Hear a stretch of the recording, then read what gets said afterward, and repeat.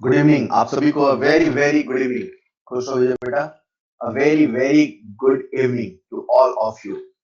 Alright, तो class शुरू करने से पहले सबसे पहले आपको मैं होमवर्क दे दूं। क्योंकि कल संडे है और आप जरा सा भी बोर महसूस नहीं करें, इसलिए आपको होमवर्क जो है थोड़ा सा रिवीजन का भी हमने दे रखा है। जैसा कि आप सबको पता है कि जब भी आप होमवर्क करें हमेशा सीक्वेंस को मेंटेन रखें। सबसे पहले एक कागज में सारा होमवर्क लिख लिया करो, करते चलो टिक लगाते चलो, करते चलो टिक लगाते चलो। सबसे पहला होमवर्क रहेगा रिवाइज लेक्चर 6 ऑफ थर्मो। जब आप आज का लेक्चर रिवाइज करेंगे उसके बाद लेक्चर 1 से लेक्चर 6 रिवाइज करना है। इलस्ट्रेशन अप टू 13 करना है। ये जो आपका बैच है, आपके बैच में आप लोग इसमें गिब्स एनर्जी के सवाल भी ऐड करेंगे, है ना। प्लस गिब्स, क्योंकि आज आपके बैच में हो जाएगा। जब मैंने बनाया था तो मुझे लगा शायद गिब्स नहीं होगा, बट अभी मैं देख रहा था आपके बैच में गिब्स हो जाएगा, तो उसे आप ऐड करेंगे। बिगर बॉक्स 5 प्लस 6 भी करेंगे। एक्सरसाइज 1 अप टू 61 दिया है, ये केवल यहाँ पे एंट्रोपी के सवाल हैं। साथ में आप लोग यहाँ पे गिब्स एनर्जी के सवाल भी इंक्लूड करेंगे, राइट। उसी के साथ एक्सरसाइज 3 ये रहा। नेक्स्ट आपका जो होमवर्क है 7th वाला, उसमें आपको करना है रिवीजन। और जो रिवीजन रहेगा कल संडे को, मोल का, एटॉमिक का और केमिकल इक्विलिब्रियम का। आगे कहीं बोला है मैंने, मोल का, एटॉमिक का, केमिकल का। ये जो रिवीजन करना है आपको हैंडआउट से करना है, शॉर्ट नोट से नहीं करना। मैं क्लियर कट बता दूं, यहाँ लिखा भी है फ्रॉम हैंडआउट। आपको थ्योरी प्लस क्वेश्चन का रिवीजन करना है। फटाफट होना चाहिए, जल्दी जल्दी होना चाहिए, लेकिन होना हैंडआउट से चाहिए। थ्योरी प्लस क्वेश्चन दोनों होने चाहिए। जब आप क्वेश्चन सॉल्व करें तो आप वहां क्वेश्चन देखते चलो, लिखते चलो, देखते चलो, लिखते चलो, ठीक है। ये जो आपका होमवर्क दिया मैंने रिवीजन का, वो 2 आवर्स का है। उसके बाद फिर भी अगर समय बच जाता है, आपने सारे सब्जेक्ट के होमवर्क कर लिए, सबसे लास्ट में है ऑप्शनल है एनसीईआरटी। बच्चों, मैं आप सबको याद दिला दूं, हमारी फिजिकल केमिस्ट्री में एनसीईआरटी पढ़ने की कोई आवश्यकता नहीं। हमारी फिजिकल केमिस्ट्री में जितने सवाल आते हैं, एक भी सवाल ऐसा नहीं होगा कि आप बिना एनसीईआरटी के नहीं कर पाओ, ऐसा हो ही नहीं सकता। सारे सवाल आपको हमने जितना पढ़ाया है वो सारे के सारे आपसे बनेंगे। तो एनसीईआरटी बस इसलिए बोल देते हैं ना यार, कि वही है कि एक बच्चा भी अगर 720 नंबर के लायक है, एक बच्चा भी अगर 720 नंबर के लायक है, तो एक भी पॉइंट उसका नहीं छूटे, इसलिए बोल देते हैं। लेकिन मन में पता होता है कि NCERT is not necessary for physical chemistry at least.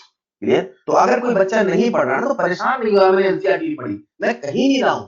वो तो ये वाली बात है कि ये भी आपका सिलेबस है, एक बार पढ़ के रखो और आपकी आदत बनी रहेगी एनसीईआरटी पढ़ने की। हमारी फिजिकल केमिस्ट्री में कोई आवश्यकता नहीं है बच्चों, ठीक है। ये जो मैंने आपको होमवर्क दिया है, इस होमवर्क में कोशिश करें जो ये 1 to 4 है ना, ये आज के आज खत्म कर ले। और मैं मान के चल रहा हूं आपको बाकी सब्जेक्ट के भी होमवर्क है, और जो 5 6 7 बाकी सब है वो कल खत्म कर ले। अगर आप ऐसे मैनेज करते हो तो आसानी से होमवर्क होगा। अगर सारा का सारा होमवर्क कल करोगे तो फिर परेशान हो जाओगे, राइट। तो ये रहा आपका होमवर्क। लास्ट क्लास में हम लोग बात कर रहे थे एंट्रोपी पे। मुझे उम्मीद है आप लोगों ने एंट्रोपी के सारे फॉर्मूले कागज में लिखे होंगे, वो आपको याद भी होंगे। नहीं याद है तो हम करते हैं, हमने एक दो सवाल कल कर लिए थे। अगला जो सवाल मैं आपको दे रहा हूँ वो मैं सिखाऊंगा, ताकि आप सब मोमेंटम में आ जाओ, फिर अगले सवाल से आप सब करना। तो जो अगला सवाल मैंने सेलेक्ट किया थोड़ा अच्छा सवाल है। सवाल क्या है सुनिएगा ध्यान से। If heat of vaporisation of liquid at constant pressure. Heat of vaporization of liquid at constant pressure is 14 kilojoule पर ग्राम, है ना। हमें कोई लिक्विड है, मान लेते हैं वो जो लिक्विड है वो ए लिक्विड है। ए लिक्विड से बन रहा है ए गैस। सवाल में बोला है कांस्टेंट प्रेशर है और कांस्टेंट टेम्परेचर है। कांस्टेंट प्रेशर है, कांस्टेंट टेम्परेचर है, तो आप इसे बिल्कुल फेज ट्रांजिशन के जैसा मान सकते हो, इसमें इक्विलिब्रियम मान सकते हो। बच्चों, हमें इस सवाल का डेल्टा एच गिवन जरूर है, पर वो जो डेल्टा एच गिवन है वो दे रखा है 14 किलोजूल पर ग्राम। लेकिन सवाल में हमसे पूछा है एंट्रोपी, और वो जो एंट्रोपी पूछा है ना बच्चों, वो एंट्रोपी पूछा है जूल पर केल्विन पर मोल। अगर किसी बच्चे ने यूनिट पढ़ना सीख लिया ना, तो उससे आधे सवाल बनते हैं। आप लोग यूनिट को पढ़ा करो। सवाल हमसे जूल पर केल्विन पर मोल में डेल्टा एच पूछा, मतलब टेम्परेचर किसमें लेके चलना है, केल्विन में। ये किसमें लेके चलना है, मोल में। हमें ये किसमें है, पर ग्राम, मतलब 1 ग्राम का। तो इसको ऐसे फील करो, ए लिक्विड से ए गैस बन रहा है, मतलब इसके 1 ग्राम का हमें इंथैल्पी दे रखा है, लेकिन हमें 1 मोल का इंथैल्पी चाहिए। जब 1 मोल का इंथैल्पी निकालोगे तभी तो डेल्टा एच भी पर मोल आएगा। अब 1 मोल का कैसे निकालें? हम सभी जानते हैं 1 मोल का जो वेट होता है वो उसके मॉलिक्यूलर वेट के बराबर होता है। उस लिक्विड का जो मोलर मास है, मतलब एक मोल का जो मास है वो दे रखा है 80 ग्राम। मतलब आप क्या कहोगे, 1 ग्राम लिक्विड का डेल्टा एच दे रखा है 14 किलो जूल, यानी कि 80 ग्राम। सर आप 80 ग्राम क्यों निकाल रहे हो? क्योंकि बेटा मुझे 1 मोल का डेल्टा एच चाहिए और 1 मोल का जो वेट है वो 80 ग्राम है। सर हमें 1 मोल का डेल्टा एच क्यों चाहिए? क्योंकि सवाल हमसे पर मोल में पूछा है। तो 1 मोल यानी कि 80 ग्राम, 80 ग्राम का जो डेल्टा एच होगा बच्चों वो क्या होगा, 14 इंटू 80 किलो जूल, ये आ गया डेल्टा एच। लेकिन सवाल हमसे डेल्टा एच नहीं पूछा है, सवाल हमसे पूछा है डेल्टा एस। तो डेल्टा एस होता है delta H upon T for phase transition. आप यहाँ पे सारी वैल्यू को पुट करते हैं, 14 इंटू 80 किलो जूल है, टेम्परेचर 127 है, 127 प्लस 273, 2 3 1 4, मतलब कितना होता है 400। जब आप इसे सॉल्व करते हैं बच्चों तो आंसर आता है 2.8 किलो जूल, जो कि लगभग आता है 2800 जूल। मैं सही बताऊं, ये जो मैंने आपको सवाल बताया बिल्कुल बेसिक तरीके से फील करके बताया, यूनिट पढ़ने से बताया, लेकिन एक्चुअल में ऐसा नहीं है, सवाल में कुछ हिडन कंसेप्ट है। लेकिन वही है कि अगर आप यूनिट को पढ़ रहे हो, अगर आप यूनिट को फील कर रहे हो तो आपको कभी सवाल कठिन नहीं लगेगा कि बताना चाहता हूं। हिडन कंसेप्ट क्या जरा वो सुनिएगा। एक्चुअल में होता क्या है, जब आप डेल्टा एस को लिखते हैं तो डेल्टा एस का फॉर्मूला लिखते हैं delta H divided by T. Basically fact ये बच्चों, जब भी हम लोग डेल्टा एच लिखते हैं ना तो डेल्टा एच हमेशा पर मोल में ही लिखा जाता है। डेल्टा एच को डिफाइन ही अपन पर मोल करते हैं। जब थर्मोकेमिस्ट्री आएगा तो आप देखिएगा हम लोग वहां पे जितनी भी हीट है सबको पर मोल में ही डिफाइन करेंगे, राइट? तो हम लोग एक्चुअल में डेल्टा एच को डिफाइन ही पर मोल में करते हैं। अगर सवाल में यूनिट पर मोल में नहीं दिया होता ना, मतलब ऐसा होता, इमेजिन करो कि सवाल में डेल्टा एच पूछा है और यहाँ नहीं लिखा होता यूनिट, अगर यूनिट नहीं लिखा होता तब भी हमें कॉमन सेंस लगा के समझना पड़ता कि जो डेल्टा एच है वो हमें पर मोल में ही लिखना पड़ेगा। एक्चुअल में होता क्या है, जो ये पर ग्राम में दिया जाता है उसे हम लोग इंथैल्पी नहीं बोलते हैं, उसे हम लोग बोलते हैं लैटेंट हीट ऑफ वेपराइजेशन। जब एनर्जी या इंथैल्पी दी होती है पर ग्राम में तो उसे हम लोग बोलते हैं लैटेंट हीट ऑफ वेपराइजेशन। ये जो लैटेंट हीट ऑफ वेपराइजेशन होता है ये डिफाइंड पर ग्राम में होता है। जो लोग इन्हें बना रहे थे उन्होंने ऐसे ही बनाया, उन लोगों ने डेल्टा एच को पर मोल में ही बनाया, उन लोगों ने डेल्टा एच को पर मोल में बनाया और लैटेंट को पर ग्राम में डिफाइन किया। तो एक्चुअली जो तस्वीर है सवाल की कुछ ऐसी है। इस सवाल में हमें लैटेंट हीट ऑफ वेपराइजेशन दे रखा है, लेकिन मैं सवाल की शुरुआत में आपसे ऐसे भारी भरकम शब्द बोलता तो आप परेशान हो जाते, लेकिन यूनिट की मदद से हमने कितनी आसानी से कर लिया, मैं ये बताना चाहता था। लेकिन इसकी वास्तविकता क्या है वो भी तो सुनो। हमें सवाल में एक्चुअल में डाटा दे रखा है ना, वो लैटेंट हीट ऑफ वेपराइजेशन का दिया है, और हम जब भी डेल्टा एच निकालते हैं हमेशा डेल्टा एच लिखते हैं यानी कि पर मोल का लिखते हैं। तो आप यहां से एक रूल बना सकते हो, रूल ये बना सकते हो, अगर कभी सवाल में लैटेंट हीट दिया है और हमें दे रखा है, हमें निकालना है डेल्टा एच, तो आप latent heat into molecular weight करके डेल्टा एच की कैलकुलेशन कर सकते हो, वहां से डेल्टा एच निकाल सकते हो। मैंने इस सवाल के माध्यम से आपको दोनों तरह की लैंग्वेज से अवगत कराया और साथ में ये भी बताया कि बेटा फील्ड से तो हर सवाल हमेशा बनता है, यही साइंस का जादू होता है, बिना फॉर्मूले से आप कर पाओगे। क्लियर? आई होप ये सवाल आप सबको समझ में आया, जिसका आंसर है 2800 जूल। Is this clear? अगर आप सबको समझ में आया तो अगला सवाल आप सबके सामने स्क्रीन पर है, जिसका आंसर मुझे आप देने वाले हैं। आप सबके सामने बच्चों स्क्रीन पर है अगला सवाल। अगर आपको फॉर्मूले याद है, नहीं याद है तो कल वाले A4 साइज पेपर का इस्तेमाल करें। वो कल खाली छूट गया था, एक बच्चा मुझसे कह रहा था सर आपने खाली छुड़वा दिया, तो वो आज उसे भर भी लेंगे। कुशाग्र गर्ग बेटा, इसके लिए आप मुझे मैसेज करना, मैं आपको एक नंबर दूंगा उस पर बात करना, ठीक है? आप मुझे मैसेज करिएगा कुशाग्र। बहुत ही आसान है। अभिषेक राजेंद्र बेटा, आपने कैलकुलेशन मिस्टेक करी है जल्दबाजी में। सबसे पहले इस सवाल का सही जवाब दिया है सौरभ कुमार ने। सौरभ कुमार ने आज की पारी की बेहतरीन शुरुआत करी, उन्होंने सबसे पहले सवाल का सही जवाब दिया। कैलकुलेशन मिस्टेक नहीं करो, हर आसान सवाल है।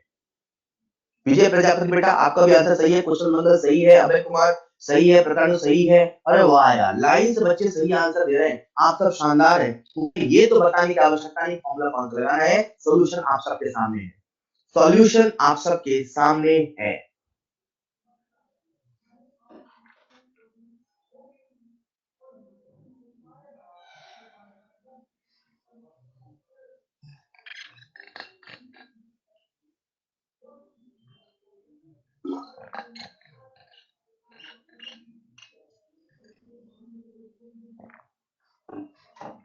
क्या कोई बच्चा ऐसा है जिसको मैं समझाऊं ये कैसे हुआ? क्या कोई बच्चा ऐसा है जिसको मैं समझाऊं ये कैसे हुआ? वाह, बहुत बढ़िया। एक भी बच्चे को डाउट नहीं है। आप सबके सामने स्क्रीन पर है अगला सवाल। आज हम जितने सवाल करने वाले हैं, मुझे समझाने की आवश्यकता ही नहीं पड़ेगी, बस फॉर्मूला लगाओ, वैल्यू पुट करो वाले सवाल।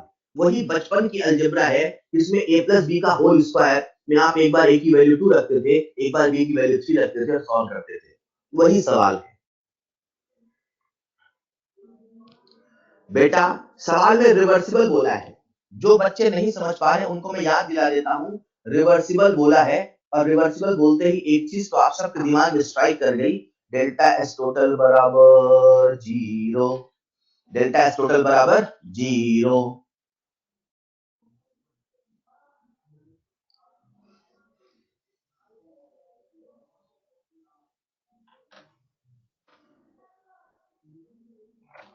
मुझे उम्मीद है सभी लोगों ने अटेम्प्ट कर लिया। And the correct answer is delta S total 0 and delta S surrounding -10 joule पर केल्विन।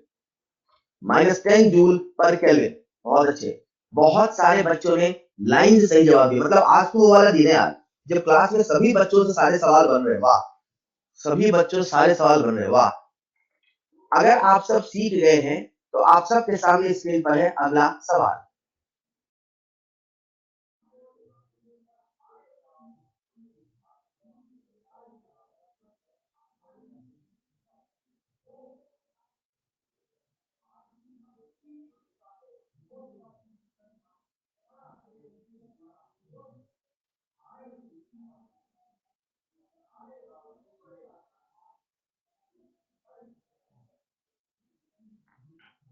अभिषेक आंसर बताओ, आंसर आ गया क्या? अभिषेक, राजेंद्र बेटा आंसर बता दिया आपने? बातें करने में बिजी रहोगे। ऑलराइट, क्या बात है। लाइन से सभी बच्चे सही जवाब दे रहे हैं। आप सब बहुत अच्छा कर रहे हैं। And the correct answer is -80 joule पर केल्विन। -80 जूल पर केल्विन। कुछ बच्चों ने कैलकुलेशन मिस्टेक करी है, वो देख के समझ जाएगा, अरे यार ये कैसे कर दिया मैंने। -80 जूल पर केल्विन। ऑलराइट, केमिकल रिएक्शन में कैसे डेल्टा एस निकालें, ये उसका एक जीवंत उदाहरण है। और यहाँ पे आंसर आया है -80 जूल पर केल्विन। Is this clear? अगर आपको ये क्लियर हो चुका है, क्लियर है क्या सबको? सबको क्लियर है क्या? ऑलराइट, चलिए कहानी को आगे बढ़ाते बच्चों, मुझे आप सबका ध्यान चाहिए। गहरी सांस ले, पानी वाली पी ले। एक्चुअली में हुआ क्या, हम एक सवाल की खोज में चले थे और सवाल था आखिर कुछ क्यों होता है, राइट? तो पता चला दुनिया में जो भी प्रोसेस अपने आप हो रहा था, या तो एनर्जी कम हो रही थी या बढ़ रही थी।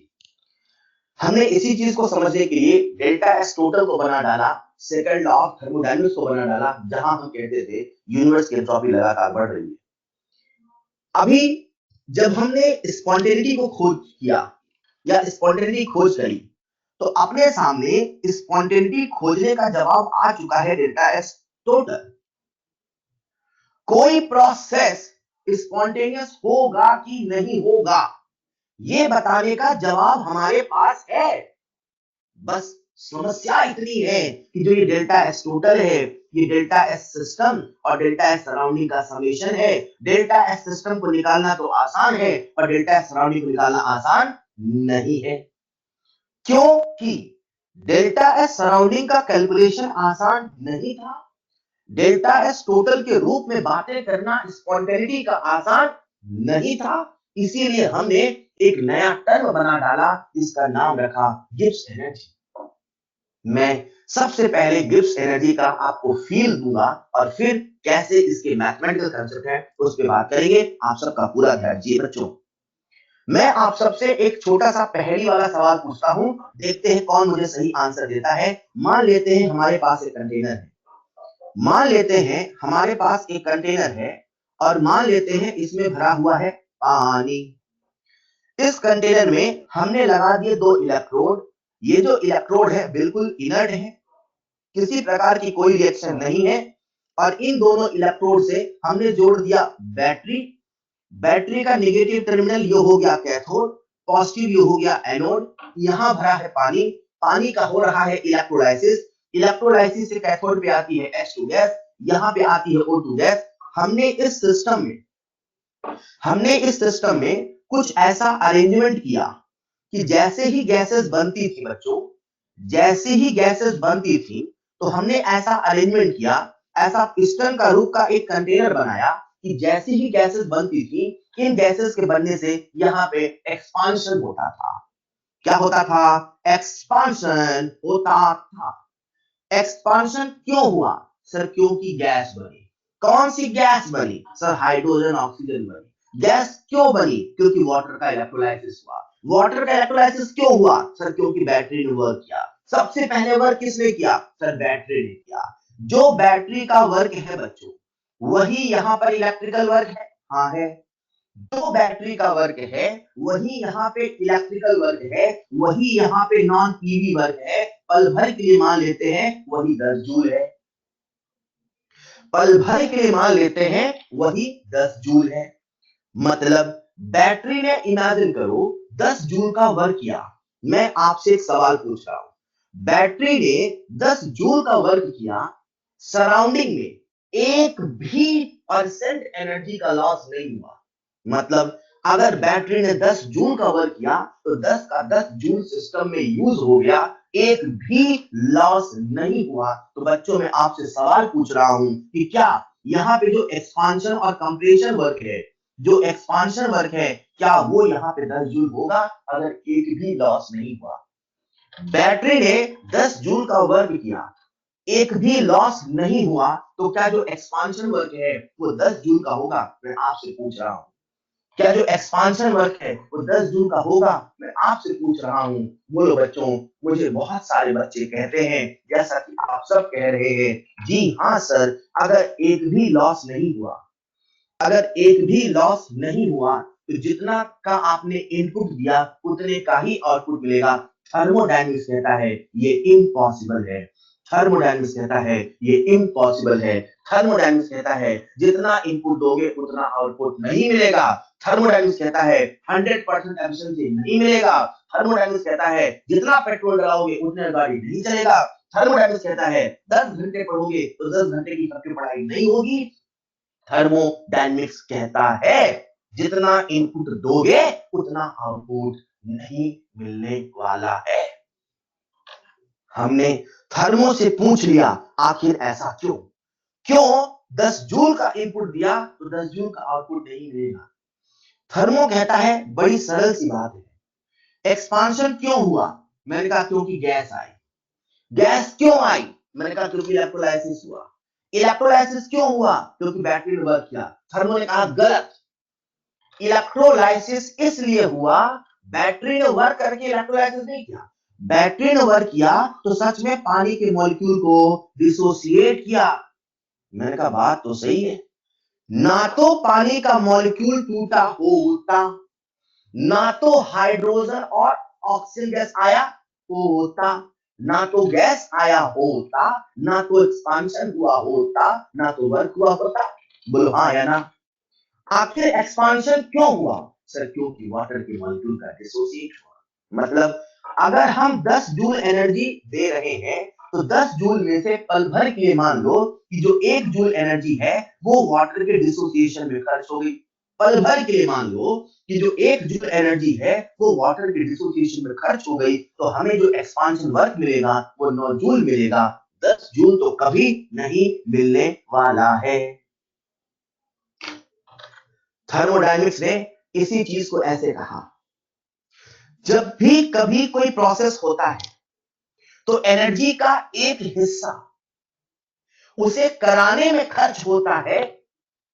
अगर वो हिस्सा खर्च नहीं होता तो पूरा प्रोसेस भी नहीं होता। 9 जूल इसलिए है क्योंकि 1 जूल खर्च हुआ। ये शुरुआत का 1 जूल खर्च नहीं हुआ होता तो बाद का 9 जूल भी नहीं मिला होता। हमें 9 जूल इसलिए मिलता है क्योंकि शुरू का 1 जूल खर्च होता है। जितना गाड़ी में पेट्रोल डलाओगे उतने का गाड़ी नहीं चलेगी, क्योंकि पेट्रोल का शुरुआत का कुछ हिस्सा उसे कंबस्ट करने में, टेम्परेचर को मेंटेन करने में खर्च होता है। वो नहीं होता तो वो पूरा का पूरा प्रोसेस भी नहीं होता। थर्मोडायनेमिक्स कहता है जब कभी कोई प्रोसेस होता है तो प्रोसेस जब होता है उसके होने में एक एनर्जी ऐसा होता है जो उसके होने के पीछे की वजह होता है। ये जो उसके होने के पीछे की वजह है, सच में सबसे काम का यही है।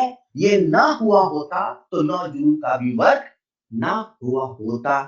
थर्मोडायनेमिक्स ने कहा ये जो W यूजफुल है, ये जो वर्क है, यही डेल्टा जी, यही गिब्स फ्री एनर्जी है। हमने थर्मो से पूछा गिब्स फ्री एनर्जी क्या है? बोले वो छुपी हुई ताकत, वो छुपी हुई एनर्जी जो किसी के होने की वजह है, और जब तक वो नहीं होता तब तक वो प्रोसेस भी आगे नहीं होता। हमने थर्मो से कहा कोई और रियल एग्जांपल है क्या? बोले बिल्कुल है। थर्मो ने कहा इमेजिन करो वो दिन जब हम सब क्लास में हुआ करते थे और क्लास में ऐसे एक डस्टर रखा हुआ करता था। मैंने कहा सही है। इमेजिन करो वो दिन जब हम सब क्लास में हुआ करते थे और क्लास में ऐसे डस्टर रखा करता था। पल भर के लिए मान लो इस डस्टर को हटाने के लिए हमने 5 लीटर का फोर्स लगाना है। डस्टर को हटाने के लिए हमें 5 न्यूटन का फोर्स लगाना है, तो 5 न्यूटन से कम लगाओ तो डस्टर अपनी जगह से हिलेगा नहीं, गारंटी है। 4.999999 लगा दो, डस्टर नहीं हिलने वाला, डस्टर नहीं हटने वाला। मिनिमम जितना फोर्स चाहिए, जब तक उतना फोर्स नहीं दोगे तब तक वो डस्टर वहां से टस मस ना होगा। पल भर के लिए इमेजिन करो हमने 6 न्यूटन का फोर्स लगा डाला। मैंने आपसे सवाल पूछा हमने 6 न्यूटन का फोर्स लगाया तो क्या जो वर्क आएगा वो 6 न्यूटन के करस्पॉन्डिंग आएगा? नहीं आएगा, क्योंकि अगर 6 न्यूटन का फोर्स लगाया तो 6 न्यूटन में से कुछ फोर्स तो उसके फ्रिक्शन के अगेंस्ट खर्च हो गया, उसे उठाने में खर्च हो गया। वो खर्च ना होता तो डस्टर में डिस्प्लेसमेंट भी ना होता। पल भर के लिए मानो 6 न्यूटन में से 1 न्यूटन खर्च हो गया उसे उसे मूव कराने में, और 5 न्यूटन का वर्क हो गया। बेटा 5 न्यूटन का वर्क इसीलिए हुआ क्योंकि 1 न्यूटन शुरू में खर्च हुआ। ये 1 न्यूटन शुरू में खर्च ना होता तो आगे 5 न्यूटन का वर्क भी ना होता। ये 1 जूल खर्च ना होता तो आगे 9 जूल भी मिला नहीं होता।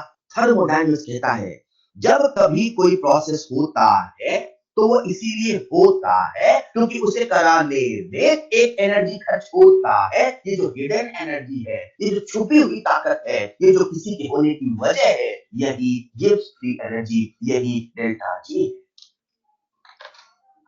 हमने सोचा और आपसे पूछा बच्चों ये जो 1 जूल है, ध्यान से जवाब देना बच्चों, ये जो 1 जूल है अभी इस सिचुएशन में ये बैटरी कर रहा है कि वाटर कर रहा है? ये जो 1 जूल का वर्क है ये बैटरी कर रहा है कि वाटर कर रहा है? 1 जूल का वर्क किसने किया? बैटरी ने। 1 जूल का वर्क किसने किया? अरे बैटरी ने किया ना भाई। बैटरी ने पानी तोड़ा ना, कि पानी ने अपने आप को तोड़ा? सर बैटरी ने तोड़ा। बैटरी ने तोड़ा तो work done on the system है कि बाय द सिस्टम है? Work done on the system है कि बाय द सिस्टम है? बोलो ना। Work done on the system है कि बाय द सिस्टम है? सर ये work done on the system है। बच्चों work done on the system है तो ये +1 जूल है कि -1 जूल है? ये +1 जूल है कि -1 जूल है? ये +1 जूल है कि -1 जूल है? +1 जूल है। सुनो सुनो सुनो, मान लो वाटर ने खुद को तोड़ दिया होता। अच्छा, मान लो वाटर ने खुद को तोड़ दिया होता, 1 जूल का वर्क पानी ने खुद ही कर लिया होता, work done on the system नहीं बाय द सिस्टम हुआ होता, उस केस में -1 जूल हुआ होता। अगर पानी ने खुद को तोड़ लिया होता तो बैटरी लगाने की आवश्यकता नहीं पड़ती, खुद ब खुद H2O2 बन के अपने आप पिस्टन उड़ गया होता। अरे बोलो ना भैया, अगर 1 जूल का वर्क पानी ने खुद कर लिया होता, बाय द सिस्टम होता, -1 जूल होता, खुद मॉलिक्यूल टूट गया होता, खुद H2O2 आया होता, H2O2 आया होता तो बिना बैटरी लगाए एक्सपांशन होता, बिना बैटरी लगाए एक्सपांशन होता। अरे बोलो ना, अगर पानी ने खुद ही को तोड़ लिया होता, ये 1 जूल प्लस ना हो के माइनस होता, तो क्या ये प्रोसेस अपने आप होता? अगर इस कंटेनर में पानी रखा है, अपने आप H2O2 नहीं बन रहा, क्योंकि बैटरी ने वर्क किया। इमेजिन करो पानी अपने आप तोड़ लेता, इमेजिन करो अपने आप बॉन्ड टूट जाता, इमेजिन करो अपने आप बॉन्ड टूट जाता, तो अपने आप H2O2 बनता, अपने आप एक्सपांशन होता, प्रोसेस स्पॉन्टेनियस होता। आज बैटरी लगा के करना पड़ रहा है, मतलब प्रोसेस स्पॉन्टेनियस नहीं, प्रोसेस नॉन स्पॉन्टेनियस है। पर अगर पानी ने खुद को तोड़ना शुरू किया होता तो क्या हमें बैटरी लगाने की आवश्यकता पड़ती? आंसर है नहीं।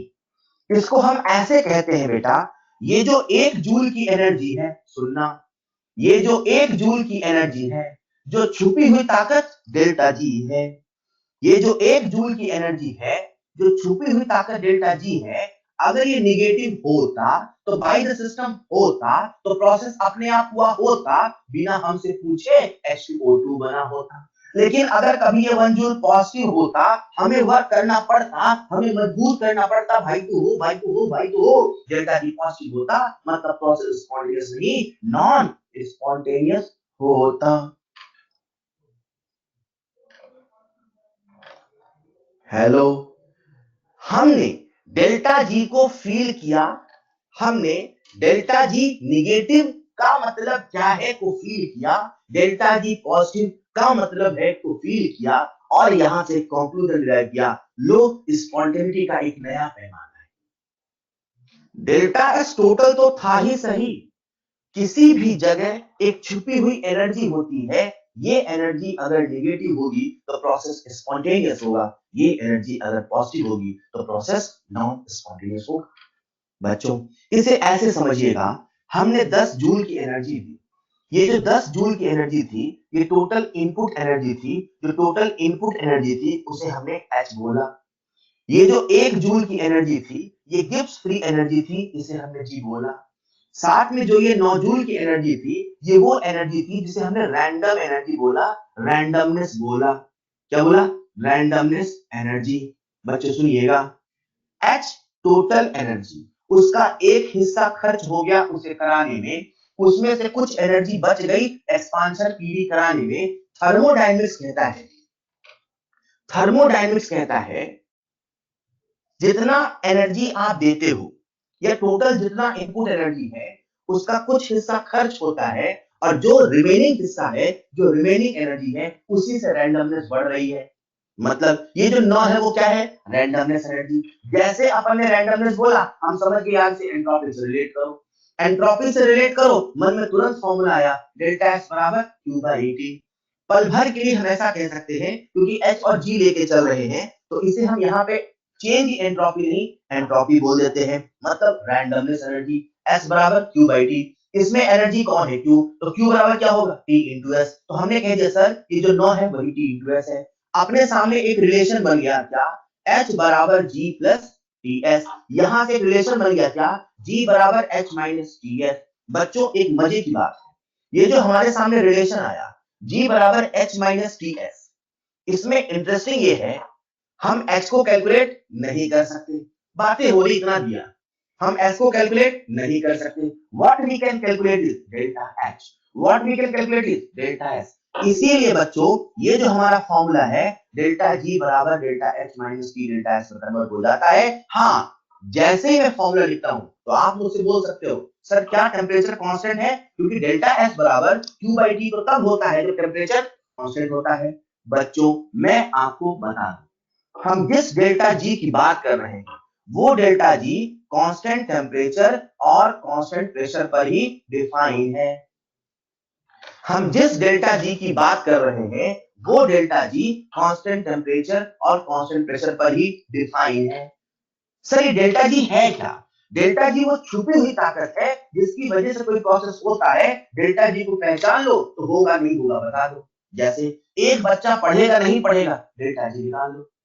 फील करने के लिए रियल एग्जांपल लेते हैं, पर हम पढ़ते रियल एग्जांपल नहीं, हम पढ़ते तो वही गैसीय सिस्टम, वही केमिकल रिएक्शन है। समस्या ये है, मैंने आपको फील डस्टर से कराया, पर डस्टर का डेल्टा जी निकालना मैं नहीं सिखा रहा। मैंने आपको फील तो इस बैटरी से कराया, पर इसका डेल्टा जी निकालना नहीं सिखा रहा। जब हम डेल्टा जी निकालने जाएंगे तो अपने सिलेबस में आ जाएंगे, बेटा केमिकल रिएक्शन, बेटा गैसीय सिस्टम। समझ रहे हो बात को? आज हमें पता चल गया कि अगर किसी सिस्टम का डेल्टा जी निकालना है, डेल्टा जी निकाल लोगे तो नेगेटिव आएगा मतलब स्पॉन्टेनियस है, पॉजिटिव आएगा मतलब नॉन स्पॉन्टेनियस है।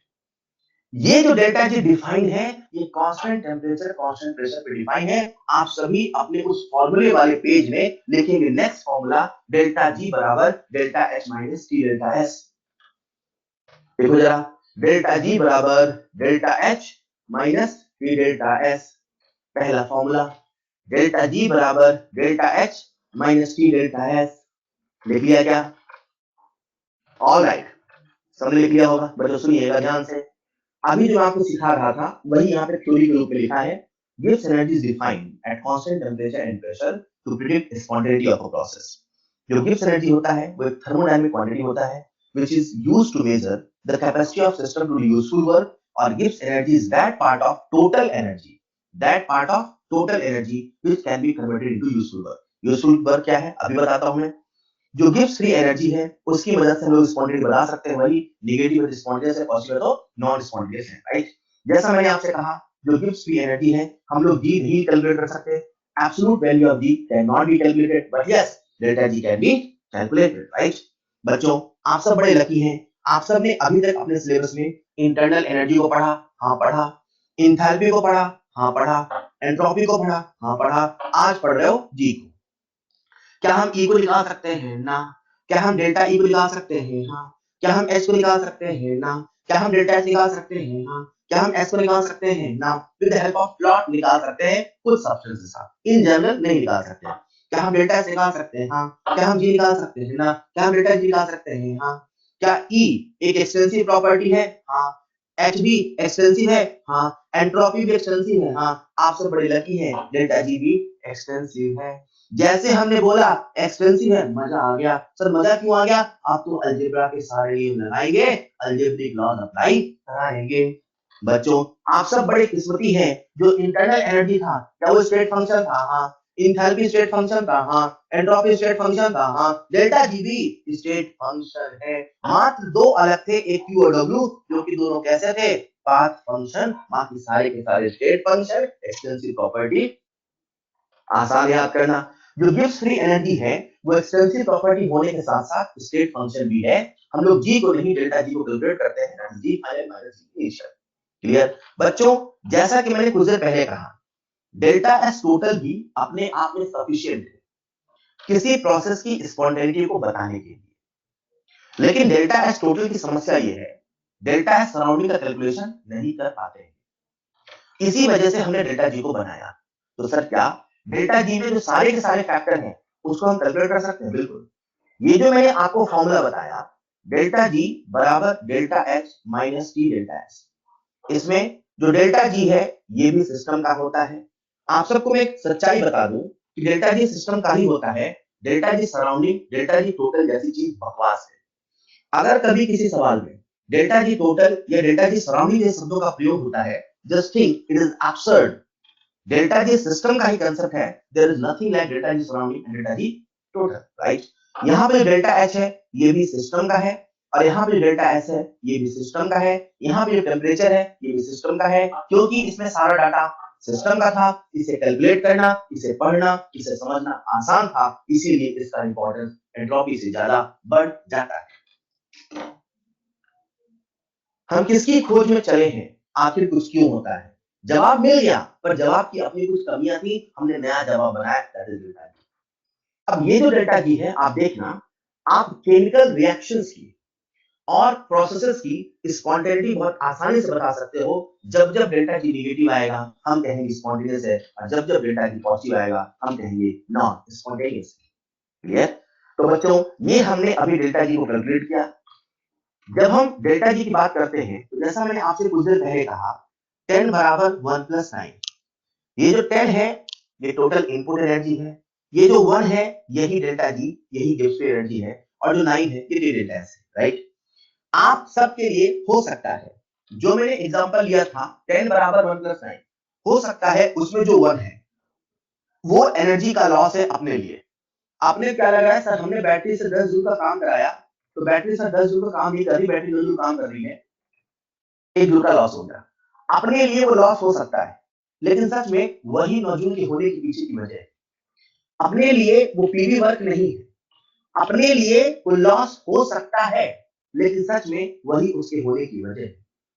इसीलिए कहते हैं जो ये W नॉन पीवी है, जो ये W इलेक्ट्रिकल है, जो ये W मैकेनिकल है, जो ये W केमिकल है, जो ये W यूजफुल है, किसी भी शब्द से बोले समझ जाना, यही वजह है, यही वजह है किसी भी पीवी वर्क के होने नहीं होने की। क्योंकि जो वर्क है जब बाय द सिस्टम होगा, मतलब जो वर्क है वो 1 जूल नहीं -1 जूल होगा, -1 जूल होगा मतलब माइनस डेल्टा जी होगा, -1 जूल होगा मतलब माइनस डेल्टा जी होगा, -1 जूल होगा मतलब माइनस डेल्टा जी होगा। जब ये वर्क -1 जूल होगा तभी प्रोसेस अपने आप होगा, हमें कराना नहीं पड़ेगा, अपने आप होगा। अगर पानी ने 1 जूल का वर्क खुद ही कर लिया होता तो पानी के मॉलिक्यूल खुद ही टूट गए होते, खुद ही टूट गए होते, खुद ही एक्सपांशन हो गया होता, वर्क अपने आप हो गया होता। अगर सिस्टम एनर्जी को अपने आप इस्तेमाल कर लेता है तो वो प्रोसेस स्पॉन्टेनियस होती है, और अगर किसी सिस्टम में हमें एनर्जी देनी पड़ती है वो जिससे वो होता है तो प्रोसेस नॉन स्पॉन्टेनियस होता है। सरल भाषा में यहाँ पे अगर 1 जूल बैटरी ने दिया तो नॉन स्पॉन्टेनियस है, अगर 1 जूल इससे खुद ब खुद इस्तेमाल कर लिया होता तो स्पॉन्टेनियस है। इसीलिए कहा जाता है W non PV equal to minus delta G. I hope आप फील कर पाए क्यों माइनस साइन ऐसा लगाते हैं। हालांकि इसका मैथमेटिकल प्रूफ है, बट आपको मैथमेटिकल प्रूफ जानने की आवश्यकता नहीं है, इसे ऐसे याद करें फील से, दैट इज सफिशिएंट। क्लियर। आप सभी अपने उस फॉर्मूले वाली बुक में या फॉर्मूले वाले पेज में लिखेंगे next formula W non PV equal to minus delta G, लिखेंगे next formula W non PV equal to minus delta G, W non PV equal to minus delta G, लिख लिया। एक बच्चा मुझसे कहता है सर डेल्टा जी भी वही कह रहा है, अभिषेक ये क्या लिखा आपने, क्यों क्यों क्या लिखा है?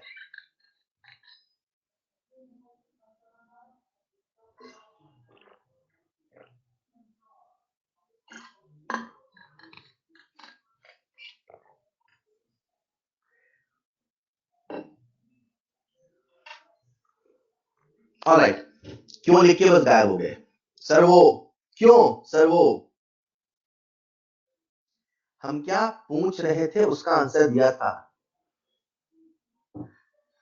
रतानु बेटा मैंने 155 बार पहले बता दिया नॉन पीवी का मतलब क्या है। एक बच्चा मुझसे पूछ रहा है सर नॉन पीवी का मतलब क्या है, नॉन पीवी का मतलब क्या है, 155 बार बता दिया non PV. Non PV PV नहीं है सर, पीवी क्या है, एक्सपांशन कंप्रेशन। तो एक्सपांशन कंप्रेशन के अलावा जो वर्क है वो नॉन पीवी।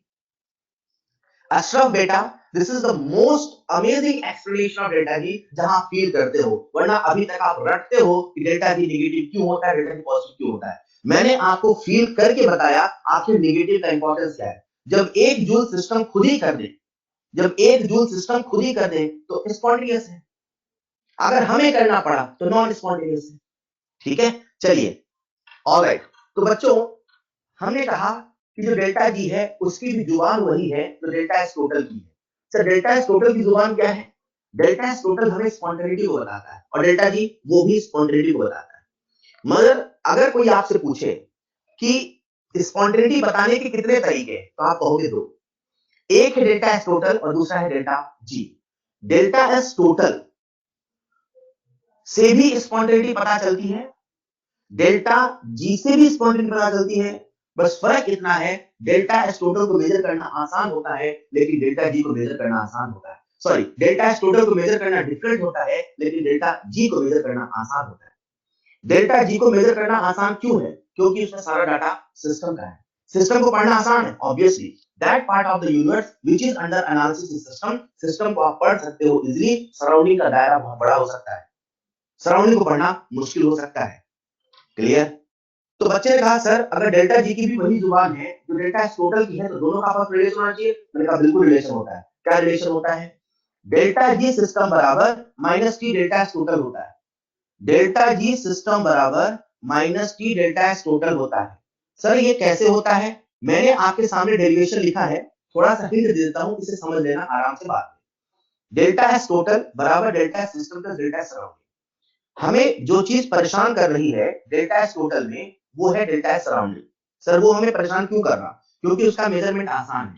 सर उसका मेजरमेंट सॉरी डिफिकल्ट है। उसका मेजरमेंट डिफिकल्ट क्यों है? क्योंकि उसका दायरा बहुत बड़ा है। याद करो सराउंडिंग क्या था? Everything except system is surrounding. तो सराउंडिंग बहुत बड़ा हो सकता है, राइट? हमें सराउंडिंग को हटाना है। तो अपन ने क्या कहा यार, क्यू सिस्टम बराबर माइनस क्यू सराउंडिंग। वही वाली बात है, सिस्टम को हीट आई मतलब सराउंडिंग से गई, सराउंडिंग में हीट गई मतलब सिस्टम का लॉस, सराउंडिंग का फायदा तो सिस्टम का लॉस, सराउंडिंग का लॉस तो सिस्टम का फायदा। तो क्यू सिस्टम बराबर माइनस क्यू सराउंडिंग, तो डेल्टा सिस्टम बराबर माइनस डेल्टा सराउंडिंग, राइट? तो डेल्टा एस टोटल क्या है? Delta S system plus delta surrounding. तो डेल्टा एच सराउंडिंग को कांस्टेंट प्रेशर और कांस्टेंट टेंपरेचर की बात हो रही, हम लोग क्या लिख सकते हैं? Minus delta H system by T. Sir ये कैसे लिख दिया? डेल्टा एस होता है क्यूपी बाई टी, क्यू किसकी? सराउंडिंग की, तो माइनस क्यू सराउंडिंग मतलब माइनस डेल्टा एस सराउंडिंग मतलब डेल्टा एस सिस्टम, राइट? तो क्या लिख दिया बच्चों अपन ने? Delta S system is equal to sorry delta S total is equal to delta S system minus delta S system by T. इसे सिंपलीफाई किया तो अपने सामने रिलेशन आ गया delta G system minus delta S total. खैर अपने को तो रिलेशन याद रखना है, आप सभी अपनी कॉपी में लिखेंगे next formula delta G system बराबर minus T delta S total. Delta G system बराबर minus T delta S total. Sir ये फॉर्मूला क्या है? इस फॉर्मूले की मदद से हम लोगों ने डेल्टा एस टोटल और डेल्टा जी में रिलेशन निकाला। सर इन दोनों में रिलेशन क्यों निकाला? क्योंकि दोनों एक ही चीज को समझा रहे हैं, कब कोई प्रोसेस स्पॉन्टेनियस होता है नहीं होता है, बस समझाने का तरीका अलग है। दोनों की जुबान एक ही है। डेल्टा एस टोटल भी स्पॉन्टेनिटी को बता रहा है, डेल्टा जी भी स्पॉन्टेनिटी को बता रहा है, दोनों की जुबान एक है, इसलिए हमने दोनों में रिलेशन निकाल लिया। देखते हैं दोनों कैसे एक काम कह रहे हैं। बच्चों देखिएगा, जैसे ही हमने कहा डेल्टा एस टोटल पॉजिटिव, तो अपने सामने रिलेशन आ चुका है। रिलेशन क्या आ चुका है? डेल्टा जी बराबर minus T delta S total, right? अगर कभी किसी प्रोसेस में डेल्टा एस टोटल पॉजिटिव होता है, तो डेल्टा एस टोटल पॉजिटिव का मतलब स्पॉन्टेनियस की नॉन स्पॉन्टेनियस? स्पॉन्टेनियस। अगर डेल्टा एस टोटल पॉजिटिव है, यानी कि डेल्टा जी कैसा होगा? निगेटिव। ये पॉजिटिव कैसा होगा? निगेटिव। अब मैं आपसे पूछ रहा हूं, डेल्टा जी निगेटिव होने का मतलब क्या होता है? Spontaneous, right? Delta S total positive यानी कि डेल्टा जी नेगेटिव यानी कि स्पॉन्टेनियस, यानी कि दोनों की भाषा एक ही है, बस लैंग्वेज अलग है। एक पॉजिटिव होकर स्पॉन्टेनिटी को बताता है, एक नेगेटिव होकर स्पॉन्टेनिटी को बताता है। ठीक उसी प्रकार से हमने कहा अगर ये स्पॉन्टेनिटी को बता रहा तो नॉन स्पॉन्टेनियस भी सेम होगा, बिल्कुल सेम रहा। अगर कभी डेल्टा एस टोटल नेगेटिव है, यानी कि डेल्टा जी सिस्टम पॉजिटिव है, नेगेटिव नेगेटिव पॉजिटिव। अगर पॉजिटिव हो गया यानी कि प्रोसेस कैसी है? Non spontaneous. ठीक उसी प्रकार से जो सबसे बेहतरीन कंसेप्ट है वो ये, अगर कभी डेल्टा एस टोटल जीरो होता है, तो डेल्टा एस टोटल जीरो होने का मतलब क्या है बच्चों? Reversible equilibrium. अगर डेल्टा एस टोटल जीरो हो गया यानी कि डेल्टा जी कितना हो गया? जीरो। अगर कभी डेल्टा एस टोटल जीरो है यानी कि प्रोसेस इक्विलिब्रियम पर है, यानी कि डेल्टा जी जीरो है। हमने एक रूल बना लिया, जब भी कभी प्रोसेस इक्विलिब्रियम पर होता है उसके लिए डेल्टा जी की वैल्यू कितनी होती है? जीरो। बच्चों सुनिएगा, एक होता है डेल्टा जी और एक होता है डेल्टा जी नॉट। कभी भी नॉट लग जाए, चाहे डेल्टा जी नॉट, चाहे डेल्टा एस नॉट, चाहे डेल्टा एच नॉट, चाहे फलाना नॉट, जब भी नॉट लग जाए, नॉट का मतलब होता है स्टैंडर्ड कंडीशन। ये स्टैंडर्ड कंडीशन क्या होता है मैं आपको थर्मोकेमिस्ट्री बताऊंगा डिटेल में, अभी फिलहाल मान लो स्टैंडर्ड कंडीशन। इक्विलिब्रियम पर डेल्टा जी जीरो है, बिल्कुल कंफर्म है, पक्का है। लेकिन इक्विलिब्रियम पर डेल्टा जी नॉट जीरो हो भी सकता है, नहीं भी हो सकता है, कोई जरूरी नहीं है। सर आखिर ऐसा क्यों है? अभी बताता हूं कुछ देर में। पहले याद रखो कि इक्विलिब्रियम पर डेल्टा जी जीरो होता है, डेल्टा जी नॉट जीरो हो कोई जरूरी नहीं है। सर क्या डेल्टा जी नॉट अलग है? अलग है। डेल्टा जी इक्विलिब्रियम पर जीरो होता है, delta G not equilibrium zero हो कोई जरूरी नहीं है। डेल्टा जी नॉट जो मात्र स्टैंडर्ड कंडीशन पे डिफाइन होता है, लेकिन जो डेल्टा जी है वो किसी कंडीशन पे डिफाइन होता है। क्लियर? हमने यहां से इक्विलिब्रियम का कंसेप्ट बना लिया। तो जैसे ही सवाल हमसे पूछता है बताओ वो टेम्परेचर क्या होगा जब प्रोसेस इक्विलिब्रियम पर होगा। तो हमने कहा इक्विलिब्रियम पे होने के लिए डेल्टा जी बराबर delta H minus T delta S. Equilibrium पे होने के लिए डेल्टा जी कितना होगा? 0। जब डेल्टा जी 0 हो गया तो यहां से टेम्परेचर की वैल्यू आ गई delta H upon delta S. अपनी कॉपी में लिखेंगे next formula, temperature at which equilibrium attend. Temperature at which equilibrium attend. Temperature at which equilibrium attend, वहां लिख लेंगे T is equal to delta H upon delta S. T is equal to delta H upon delta S. बच्चों सबसे पहला formula बताएंगे मुझे, क्या लिखा आपने? डेल्टा जी बराबर delta H minus T delta S. दूसरा फॉर्मूला क्या लिखा? W non PV equal to, बोलो, W non PV equal to minus delta G. Hello, W non PV equal to minus delta G, लिखा ही लिखा, लिख लिया। तीसरा फॉर्मूला क्या लिखा? बोलो यार, तीसरा फॉर्मूला क्या लिखा? बोलो बोलो बोलो, लिखो नहीं, बोलो। तीसरा फॉर्मूला क्या लिखा? सर तीसरा फॉर्मूला लिखा delta G equal to minus T delta S total. Delta G किसका होता है? सिस्टम का सराउंडिंग का टोटल। सर डेल्टा जी केवल सिस्टम का होता है, और delta S total, sir total है सिस्टम प्लस सराउंडिंग दोनों का है। क्लियर? All right. हुआ क्या, हमने यहां से डेल्टा जी पे रिलेशन निकाला, डेल्टा जी ऐसा होता है कि मतलब ये है, so on, delta H not होता है। बच्चे ने मुझसे पूछा सर आपने तो कहा कि हम डेल्टा जी की मदद से किसी भी केमिकल रिएक्शंस की स्पॉन्टेनिटी बता सकते हैं। मैंने कहा बिल्कुल। तो बच्चे ने मुझसे पूछा सर मान लीजिए एक रिएक्शन है A प्लस बी से बना C प्लस जी। मैंने कहा ठीक है। बच्चे ने मुझसे पूछा सर बताओ ये रिएक्शन हो रही कि नहीं हो रही, ये अपने आप होगी कि नहीं होगी। मैंने कहा एक मिनट, अगर आपको ये बताना है कि रिएक्शन अपने आप होगी कि नहीं होगी, स्पॉन्टेनियस है कि नहीं है, तो उसके लिए आपको सबसे पहले फॉर्मूले के पास चलना होगा, और फॉर्मूला कहता है डेल्टा जी बराबर delta H minus T delta S. मतलब किसी केमिकल रिएक्शन या किसी प्रोसेस की स्पॉन्टेनिटी को बताना है तो उसका डेल्टा एच और डेल्टा एस को जानना जरूरी है। तो मैंने कहा बेटा अगर आप जानना चाहते हो कि रिएक्शन स्पॉन्टेनियस है कि नहीं, तो सबसे पहले डेल्टा एच और डेल्टा एस की बात करो। बोले ठीक है सर, मान लेते हैं यह डेल्टा एच है, मान लेते हैं ये डेल्टा एस है, हम इन दोनों को देख के स्पॉन्टेनिटी बताते हैं। मैंने कहा ठीक है। डेल्टा एच का मतलब क्या है? Sir changes in enthalpy. Reaction या तो एक्सोथर्मिक होगी या तो एंडोथर्मिक होगी, या तो डेल्टा एच नेगेटिव होगा या तो पॉजिटिव होगा। जब डेल्टा एच नेगेटिव होगा तो हो सकता है डेल्टा एच नेगेटिव हो, नेगेटिव है तो हो सकता है पॉजिटिव हो, ये पॉजिटिव है तो नेगेटिव, ये पॉजिटिव है तो पॉजिटिव, इसके अलावा कोई कॉम्बिनेशन नहीं बचता। We are trying to find out when a chemical reaction will be spontaneous on the basis of value of delta H and delta C। मतलब मैंने आपके सामने ऐसे रिएक्शन लिख दी, कैल्शियम कार्बोनेट से बना कैल्शियम ऑक्साइड प्लस CO2, मैंने temperature बता दिया और आपसे पूछा बताओ ये रिएक्शन अपने आप होगी या आपसे पूछ के होगी। मतलब वही स्पॉन्टेनियस है कि नॉन स्पॉन्टेनियस है। Now we are trying to learn this. हालांकि इस प्रकार के सवाल को करने के लिए हमें हमेशा इस इक्वेशन का सहारा लेना पड़ता है, डेल्टा जी बराबर delta H minus delta S. लेकिन मैं आपको ट्रिक से फटाफट याद करा देता हूं, कैसे, सब लोग सुनिएगा। जब डेल्टा एच निगेटिव हो और डेल्टा एस भी निगेटिव हो, निगेटिव का मतलब लो वैल्यूज, निगेटिव मतलब छोटा, ऐसा सोचो, पॉजिटिव मतलब बड़ा। जब निगेटिव है मतलब दोनों निगेटिव है, निगेटिव निगेटिव मतलब लो वैल्यूज, तो ये रिएक्शन के लिए डेल्टा जी लेस देन 0 तभी होगा, ऐसी रिएक्शन जिसका डेल्टा एच और डेल्टा एस निगेटिव है वो स्पॉन्टेनियस तभी होगा जब टेम्परेचर लो होगा। दोनों निगेटिव है तो सोचो टेम्परेचर लो, दोनों पॉजिटिव है तो सोचो टेम्परेचर हाई। माइनस मतलब लो, प्लस मतलब हाई। यार एग्जाम में सवाल आता है ना तो अपन इक्वेशन से सोचे बड़ा समय लगता है, याद होना चाहिए, तुरंत होता है। कैसे? माइनस माइनस लो टेम्परेचर पर स्पॉन्टेनियस होगा, तो हाई टेम्परेचर पर स्पॉन्टेनियस नहीं होगा, पहला वाला। आखिरी वाला, सर इसका भी डेल्टा एच पॉजिटिव है, इसका भी डेल्टा एस पॉजिटिव है, सर ये कब स्पॉन्टेनियस होगा? बेटा ये हाई टेम्परेचर पे स्पॉन्टेनियस होगा। क्लियर? नेक्स्ट आते हैं जब डेल्टा एच माइनस और जब डेल्टा एस पॉजिटिव है। बच्चों हम एक सवाल की खोज में चले थे, आखिर कुछ क्यों अपने आप होता है।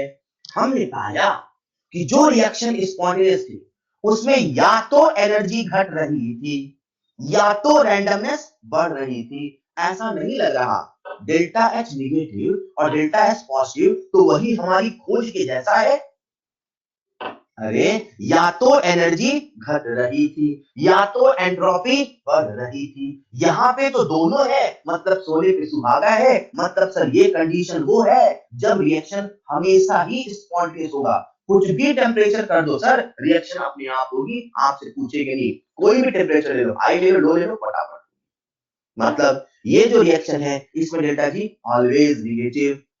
हेलो, लेकिन मान लो डेल्टा एच पॉजिटिव और डेल्टा एच निगेटिव। सुनो, हम दुनिया की शेयर करके समझ पाए कि जब कभी कोई रिएक्शन स्पॉन्टेनियस होता है तो स्पॉन्टेनियस तभी होता है, जब स्पॉन्टेनियस होता है तो तभी होता है या तो एनर्जी घटती है या तो रैंडमनेस बढ़ती, या तो घटती है यहां तो बढ़ रही है, या तो रैंडमनेस बढ़ती है यहां तो घट रही है।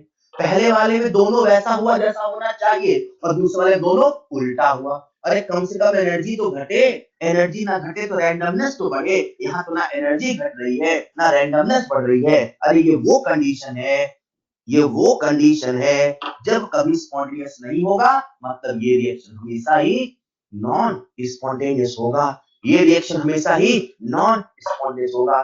इसके डेल्टा जी हमेशा ग्रेटर देन 0 होगा। मतलब बच्चों मैंने आपसे ऐसे ही बातों बातों में एक सवाल पूछ लिया, पूछ लो क्या, देखते हैं कौन जवाब देते हैं।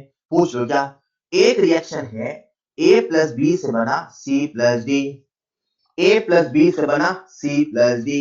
मान लेते हैं इसका H है प्लस 20 किलो जूल। ऐसा रफ सवाल है, डेल्टा एच कितना है 20 किलो जूल। मान लेते हैं इसका डेल्टा एस है -40 किलो जूल, इसका डेल्टा एस है -40 किलो जूल। बताओ किस टेम्परेचर पे रिएक्शन स्पॉन्टेनियस होगा, बताओ किस टेम्परेचर पे रिएक्शन स्पॉन्टेनियस होगा, बताओ किस टेम्परेचर पे रिएक्शन स्पॉन्टेनियस होगा। डेल्टा एच कैसा है पॉजिटिव, डेल्टा एच कैसा है negative. Delta H positive energy घटनी चाहिए बढ़ रही है, डेल्टा एच निगेटिव रैंडमनेस बढ़नी चाहिए घटी। सर दोनों ही अपोजिट है, सर ये रिएक्शन कभी नहीं होगी। अगर मुझे इस रिएक्शन को कराना है तो मुझे इसे मजबूर करना होगा, एक्सटर्नल फोर्स लगाना होगा, एक्सटर्नल एनर्जी देनी होगी, तभी रिएक्शन होगी। Otherwise this reaction is not spontaneous, this reaction is non spontaneous. जो मैंने आपसे सवाल पूछा उसका आंसर सर वो कभी नहीं होगी, वो नॉन स्पॉन्टेनियस है। क्या बात है, तो कितनी आसानी से याद हो गया। Minus minus sir low temperature पर, प्लस प्लस हाई टेम्परेचर पर। Delta H negative delta H positive always, delta H positive delta H negative कभी नहीं होगा। तो सवाल में फॉर्मूले लिखा ना, सीधे ऐसे सोच करना है, फटाफट डाटा देके फटाफट बताना है, जल्दी होगा। Is this clear? ऑलराइट, हमने सबसे पहले बात करी डेल्टा जी पर। डेल्टा जी का फॉर्मूला क्या है उस पर, डेल्टा जी से कैसे स्पॉन्टेनिटी बताएं उस पर। अब जो बता रहा हूं सुंदर ध्यान से, मान लेते हैं हमारे सामने एक रिएक्शन है, ठीक। जो डेल्टा जी है, जो डेल्टा जी है, जैसे मैंने कहा जो डेल्टा जी है ये गिब्स फ्री एनर्जी है। एक्चुअली में जो डेल्टा जी होता है वो कंसंट्रेशन ऑफ रिएक्टेंट को डिपेंड करता है। सर क्यों? अभी तो मैंने आपसे कहा था जो जी है वो एक एक्सटेंसिव प्रॉपर्टी है, एक्सटेंसिव प्रॉपर्टी है यानी कि क्वांटिटी ऑफ मैटर डिपेंड करता है इज नॉट इंपॉर्टेंट। मैं तो आपको ये बता रहा हूं कैसे करता है। डेल्टा जी और कंसंट्रेशन में एक रिलेशन होता है, राइट। मैंने आपको एक इक्वेशन बताई, इस इक्वेशन का डेरिवेशन जानने की आवश्यकता नहीं। इक्वेशन ये है delta G is equal to delta G naught plus R T L N Q. मतलब अगर किसी भी रिएक्शन में आप डेल्टा जी की कैलकुलेशन करना चाहते हो with the help of given concentration, तो उसके लिए इस इक्वेशन का हेल्प लेना होगा। That is delta G is equal to delta G naught plus R T L N Q, plus R T L N Q. Clear? हाँ, सवाल में हमें डेल्टा जी नॉट गिवन होना चाहिए तभी निकाल पाओगे। आप सब जानते हैं जो क्यू होता है उसे बच्चों हम लोग क्या बोलते हैं, बोलो क्या बोलते हैं, रिएक्शन क्वोशिएंट। देखने में, लिखने में, पढ़ने में, बोलने में, सुनने में बिल्कुल के जैसा होता है, बस फर्क इतना होता है ये इक्विलिब्रियम का नहीं होता है। ये क्यू जो है इसमें कंसंट्रेशन है, कंसंट्रेशन लिखोगे डेल्टा जी निकल जाएगा। क्लियर? तो डेल्टा जी और कंसंट्रेशन रिलेशन होता है, इस इक्वेशन से ऐसे निकालते हैं। क्लियर? जैसे हमने ये इक्वेशन लिखी तो मन में ख्याल आया, क्या पता ये इक्वेशन रिवर्सिबल हो सकती है। अगर रिवर्सिबल होगी तो उसमें एक दिन इक्विलिब्रियम आएगा, आ सकता है। जब इक्विलिब्रियम आएगा तो जो Q है वो K बन सकता है। तो सवाल हमसे पूछेगा कि बताओ इसका K कितना है, आप कैसे निकालें। तो नेक्स्ट टॉपिक है relationship between delta G not and के। मान लेते हैं अपने सामने ये रिएक्शन है, इसके जीवन में इक्विलिब्रियम है। हम सभी जानते हैं किसी भी केमिकल रिएक्शन के लिए डेल्टा जी बराबर डेल्टा जी नॉट प्लस बोलो डेल्टा जी बराबर डेल्टा जी नॉट प्लस बोलो आरटी एल एन क्यू होता है। बच्चों पल भर के लिए मान लेते हैं हम इक्विलिब्रियम पे आ गए। जब हम इक्विलिब्रियम पर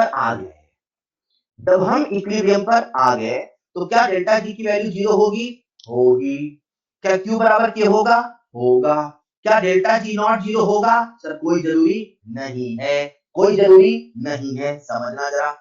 डेल्टा जी बराबर जीरो मतलब हम कह सकते हैं delta G naught equal to minus R T L N K. चलेगा साहब? चलेगा। बोलो ना बच्चों। जो एल एन होता है वो log to the base E होता है। मतलब मैं इसे कह सकता हूं क्या, listen carefully, ln k equal to, यहां लिख देता हूं पर, ln k equal to delta G naught upon R T minus sign के साथ। तो मैं इसे लिख सकता हूं k इक्वल टू ln का log to the base e, तो e किधर भेज दे, इक्वल टू e की power minus delta G naught upon R T. ये जो आपके सामने इक्वेशन लिखी है नीचे वाली, तो आप इस इक्वेशन से भी k निकाल सकते हो। इसे हम लोग न्यूमेरिकल प्रॉब्लम के लिए, किसमें बच्चों? न्यूमेरिकल प्रॉब्लम के लिए, न्यूमेरिकल प्रॉब्लम्स के लिए जो ln है उसे log में कन्वर्ट कर लेते हैं। तो अपने सामने फॉर्मूला होगा डेल्टा जी नॉट बराबर माइनस आर टी लॉग के। क्लियर? इस प्रकार से हम डेल्टा जी नॉट की मदद से के और के की मदद से डेल्टा जी नॉट निकाल सकते हैं। बच्चों एक सवाल मैं आपसे पूछता हूं, देखते हैं किसको स्ट्राइक करता है। आपके सामने क्वेश्चन लिखिए, आप सभी अपने फॉर्मूला वाले पेज में अगला फॉर्मूला लिख लो, डेल्टा जी नॉट बराबर माइनस आर टी लॉग के। अगला फॉर्मूला लिख लो, डेल्टा जी नॉट बराबर माइनस आर टी लॉग के। लिख लिया? एक सवाल पूछ रहा हूं, पूछ लूं क्या? पूछ लूं क्या? पूछ लूं क्या? पूछ लूं क्या? अच्छा हाँ यार सॉरी, 2.303 ln को log में कन्वर्ट करेंगे तो 2.303 आएगा ना, माइनस 2.303 RT log के। ln को log में कन्वर्ट किया तो माइनस 2.303। हाँ बिल्कुल बेटा 2.303 बिल्कुल बिल्कुल आएगा आएगा। मैंने ध्यान नहीं दिया, मेरा ध्यान था आपका चैट देखने में। एक सवाल पूछ लूं क्या? एक सवाल पूछ लूं क्या? ऑलराइट, मेरा सवाल है बताओ कब डेल्टा जी नॉट जीरो होगा। नहीं एक ही पूछूंगा, मैं समझ जाऊंगा समझे भी। बताओ कब डेल्टा जी नॉट जीरो होगा। डेल्टा जी नॉट,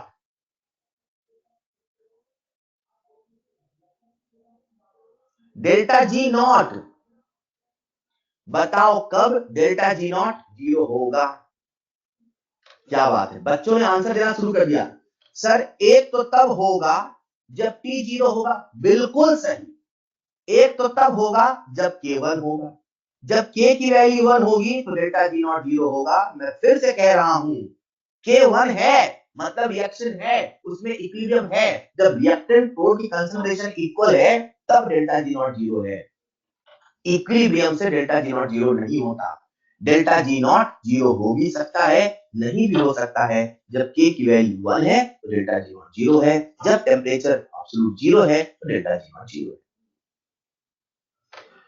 क्या बात है, मुझे लगता है आप सब तैयार हैं कुछ खेला खेलने के लिए। हेलो, अरे अब मजा आने वाला है। सारे फॉर्मूले लिख लिया पेज में, एक बार सारे फॉर्मूले देख लो जरा, सारे फॉर्मूले देख लो एक बार।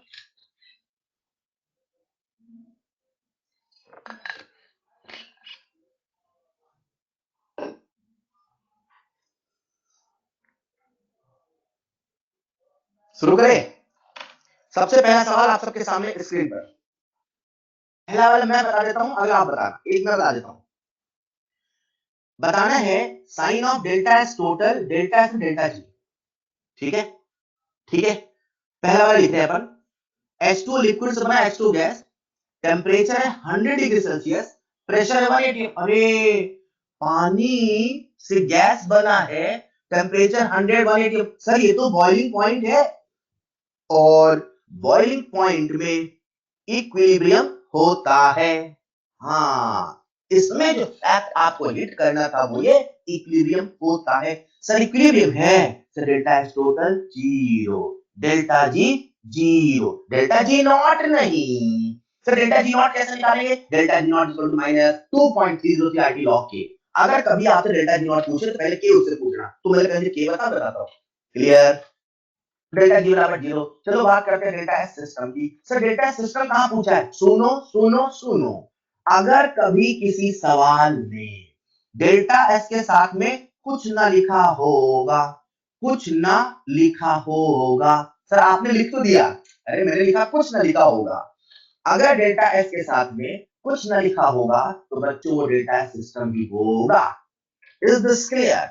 लिक्विड से गैस बना, बना, एंट्रोपी बढ़ी नहीं बढ़ी? बढ़ी, तो एंट्रोपी हो गई पॉजिटिव। किसकी? सिस्टम की। अगला आप सब मुझे बताएंगे, सबसे पहले डेल्टा एस टोटल बताओ, एक एक करके जो पूछो बताना। अगला डेल्टा एस टोटल,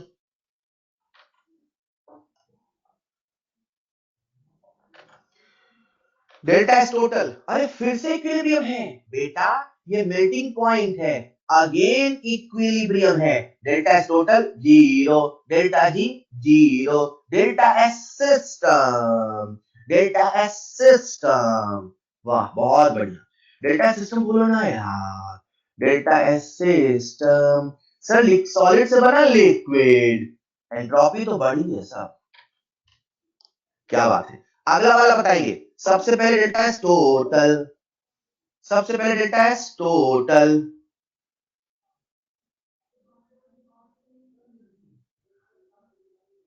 और ना सुनो ज्योतिष प्रताड़ू, और ना सुनो, जब मैंने कहा पहला मैं समझाता हूं तो आप अपना खेल रहे होगे, कुछ मोबाइल में गेम खेल रहे होगे, है ना? वो पबजी आ गया क्या? कैसे समझोगे?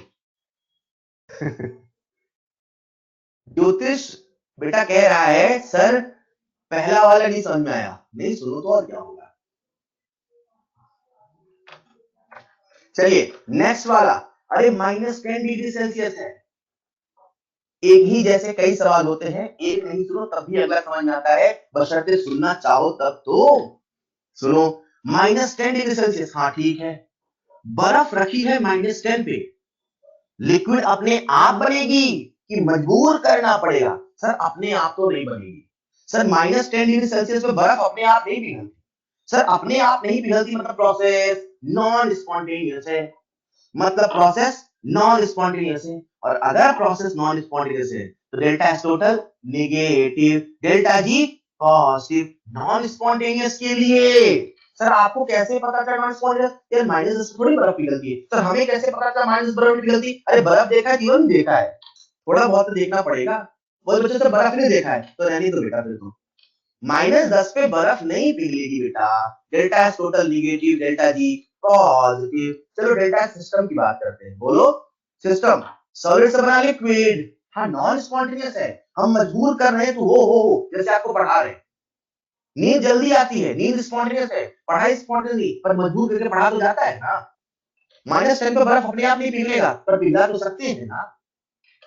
हेलो, मतलब सॉलिड से बना लिक्विड, डेल्टा एस पॉजिटिव, क्या बात है। अगर आप सब मुझे बताएंगे फोर्थ वाला, सबसे पहले delta S total, delta S total जल्दी से, 10 डिग्री सेल्सियस बर्फ लगी रखी है, अपने आप पिघलेगी आपसे पूछ के पिघलेगी, अपने आप पिघलेगी आपसे पूछ के पिघलेगी, सर अपने आप पिघलेगी। स्पॉन्टेनियस है कि non spontaneous? Sir spontaneous. Spontaneous delta S total, sir positive. Delta G sir negative. Delta S system, solid से बना लिक्विड, सॉलिड से बना liquid, delta system positive. Alright, क्या बात है। अगला आते हैं फिफ्थ में, addition of HCl in Ag plus solution. हमने Ag प्लस में HCl मिलाया, मिलाएंगे तो रिएक्शन होगी अपने आप की नहीं होगी? हाँ सर मिलाएंगे तो क्या वेट करेगा HCl, भैया रिएक्शन कर रहे हैं, ऐसा तो नहीं होगा ना।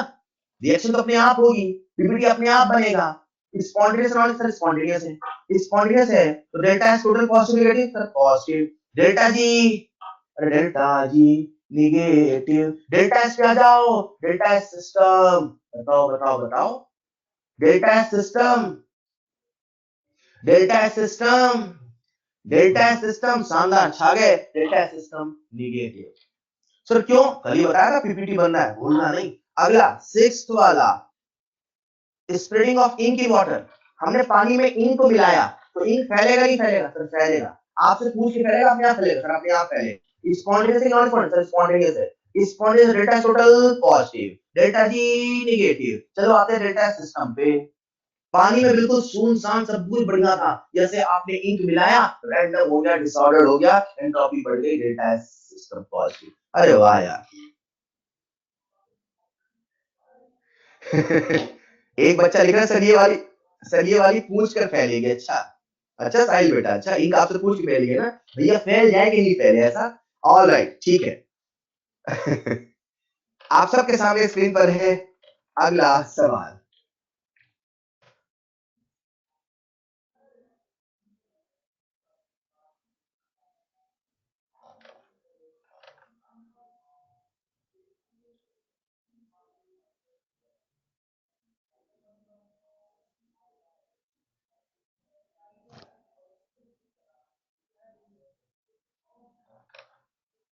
अगला सवाल आप सबके सामने स्क्रीन पर।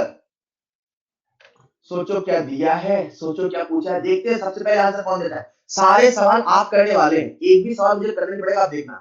कैलकुलेशन मिस्टेक बस मत करो यार, कैलकुलेशन मिस्टेक मत करो। अंकित आपने आंसर सही दिया पर साइन गलत लगाया, इसमें सबसे पहले आपका नहीं माना जाएगा। कुशल मंगल आपने टाइपिंग मिस्टेक कर दी, मुझे लगता है पॉइंट पहले लगा दिया। जिस बच्चे ने सबसे पहले सही आंसर दिया उसका नाम है Naman Agarwal and the correct answer is -11.5 kilo calorie, -11.5 kilo calorie. Solution आप सबके सामने है, जिसको डाउट हो रेज योर हैंड। कोई बात नहीं कुशल बेटा, मुझे पता आपने कर लिया होगा, बहुत सारे बच्चों ने कर लिया है। सुधांशु है ना, बहुत सारे बच्चे देख रहा हूँ, नीलोत्पल, तरुण ने भी कर लिया है, सत्यजीत, विशाल, बहुत सारे बच्चे यार, मतलब किससे किससे पढ़े हैं ना। ऑलराइट, तो वेरी वेरी सिंपल, आसान था क्या? आसान था क्या? अच्छा अच्छा ठीक है। अगला सवाल आपके सबके सामने स्क्रीन पर।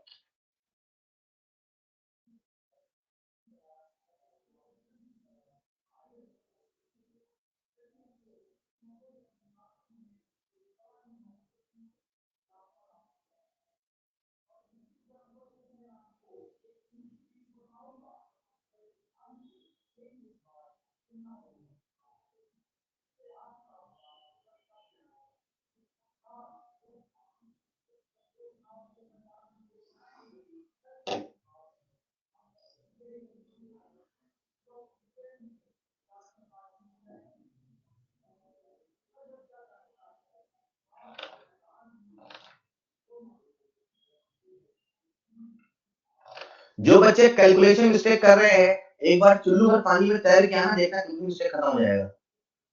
यार कैसे कैलकुलेशन मिस्टेक कर सकते हो आप इसमें? आंसर आप सबके सामने स्क्रीन पर, and the correct answer is delta जी की वैल्यू है +70, नॉन स्पॉन्टेनियस। सॉल्यूशन आप सबके सामने स्क्रीन पर। जिस बच्चे ने सबसे पहले सही जवाब दिया इस सवाल का, उसका नाम है अंकित रोशन। अंकित ने सवाल का जवाब सबसे पहले दिया, कई बच्चों ने दिया, आप सब काबिल तारीफ है, बट सबसे पहले तो सबसे पहले होता है बेटा। हाँ कई बच्चों ने दिया यार, मैं मना थोड़ी कर रहा हूँ। अब देख राजेंद्र क्या कर रहा है तू, फूल पत्ती डायग्राम। ऑलराइट, मुझे ऐसा कोई है क्या जिससे सवाल सॉल्यूशन देखने के बाद ये वाला रेज योर हैंड? क्या ऐसा कोई है जिससे सवाल सॉल्यूशन देखने के बाद नहीं वाला raise your hand? Raise your hand. क्या बात है यार, आप सब से बन गया, वाह। सॉल्यूशन आप सबके सामने, प्रताड़ू क्या कर रहा है यार, जबरदस्ती हाथ खड़े कर रहा है। आप सबके सामने सॉल्यूशन लिखा हुआ है, वैल्यू पुट करने में दिक्कत आ रही है क्या? डेल्टा जी बराबर delta x minus delta x, delta x Z. यार हद घटिया सवाल है, हद घटिया सवाल है। आप सबके सामने स्क्रीन पर है अगला सवाल।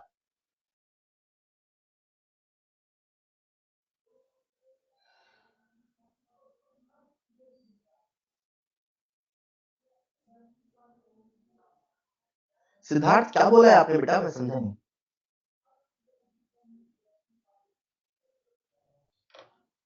हिंट देता हूं, hint number one, delta H बराबर डेल्टा ई प्लस डेल्टा एनजीआरडी।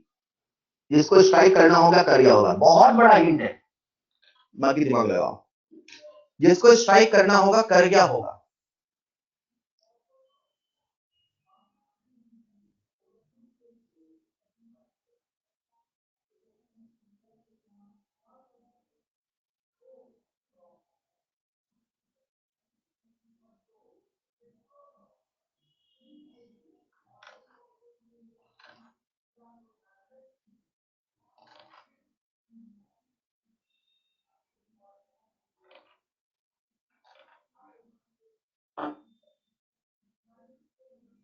आप देखो, आज मैं आपको प्रॉपर टाइम दे रहा हूं सॉल्व करने का, क्योंकि मुझे पता है 100% बच्चे फॉर्मूले लगाते हैं, 100% बच्चे सॉल्व करते हैं, बस आप कैलकुलेशन मिस्टेक नहीं करें, इसका विशेष ध्यान रखें। रिएक्शन गिवन है यार, टेम्परेचर कितने आसान, मतलब इसे बोलते हैं लॉलीपॉप सवाल।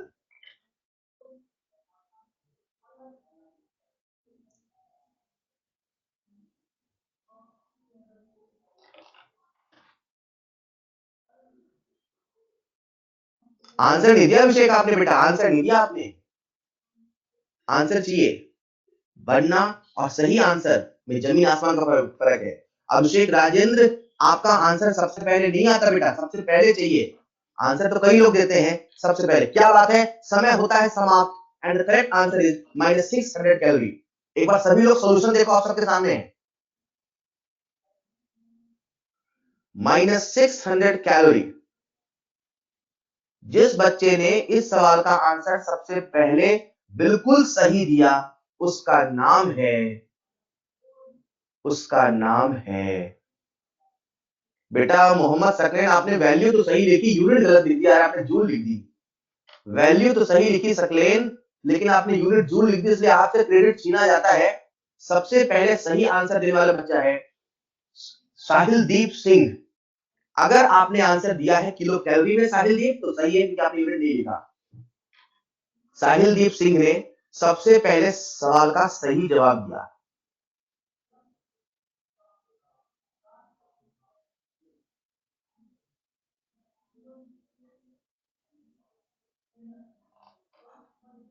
क्या किसी बच्चे को डाउट है इस सवाल में? अब सुनना जो मैं कहने वाला हूं, अगला सवाल जो मैं दे रहा हूं, प्रॉपर टाइम लो, पूरी क्लास से सही आंसर चाहिए, प्रॉपर टाइम लो, जल्दबाजी मत करना। रेडी? जल्दबाजी नहीं, फॉर्मूला आपको पता है, सब कुछ करना, जल्दबाजी नहीं, सही आंसर चाहिए। अच्छा सवाल है, आप सबके सामने स्क्रीन पर। जल्दबाजी नहीं, मैंने पहले बोल दिया, बच्चे जल्दबाजी में आंसर देते हैं सर।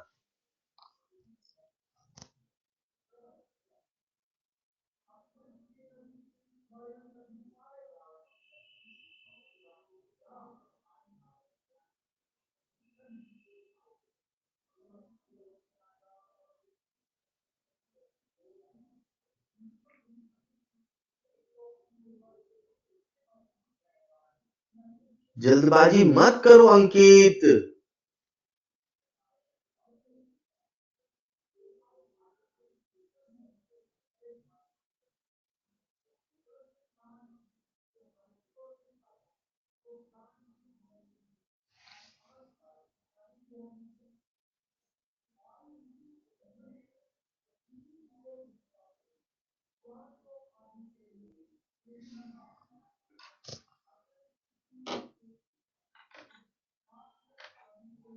समय होता है समाप्त। जिस बच्चे ने सबसे पहले सही आंसर दिया उसका नाम है सुभाष। सुभाष ने सबसे पहले सवाल का आंसर बिल्कुल सही दिया। वेल डन बेटा, नए नए चेहरे आ रहे सामने, बहुत अच्छे। And the correct answer is all negative. सुन लो एक बार ध्यान से, जिससे नहीं बना, जिन लोगों ने गलत आंसर पॉजिटिव दिया उनके लिए सुनो सुनो। स्पॉन्टेनियस बोल दिया बेटा, स्पॉन्टेनियस बोल दिया मतलब डेल्टा जी नेगेटिव है। अब डेल्टा एस की बात कर लेते हैं। 3 मोल ऑफ गैस से 2 मोल ऑफ गैस बना, पहले 3 थे अब 2 बने।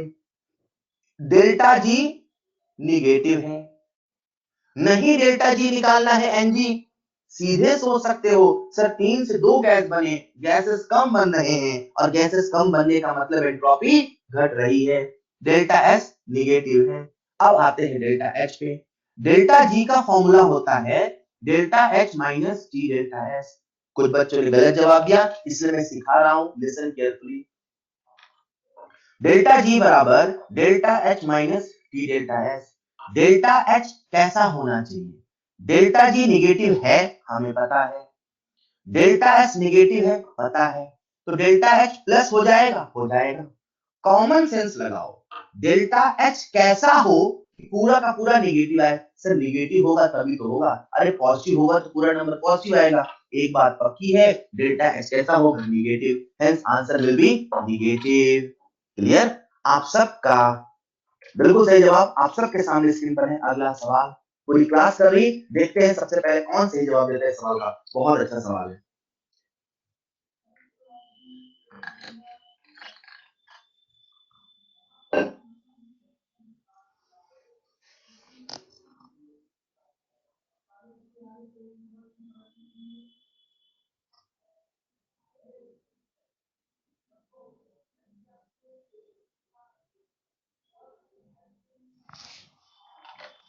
Hint number 1,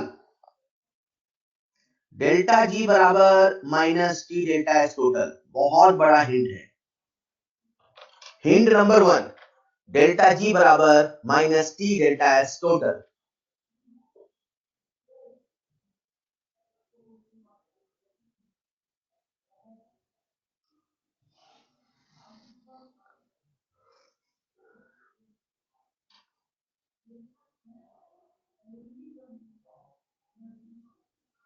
hint number 1, delta G बराबर minus T delta S total. Hint number 2, delta G बराबर delta H minus T delta S.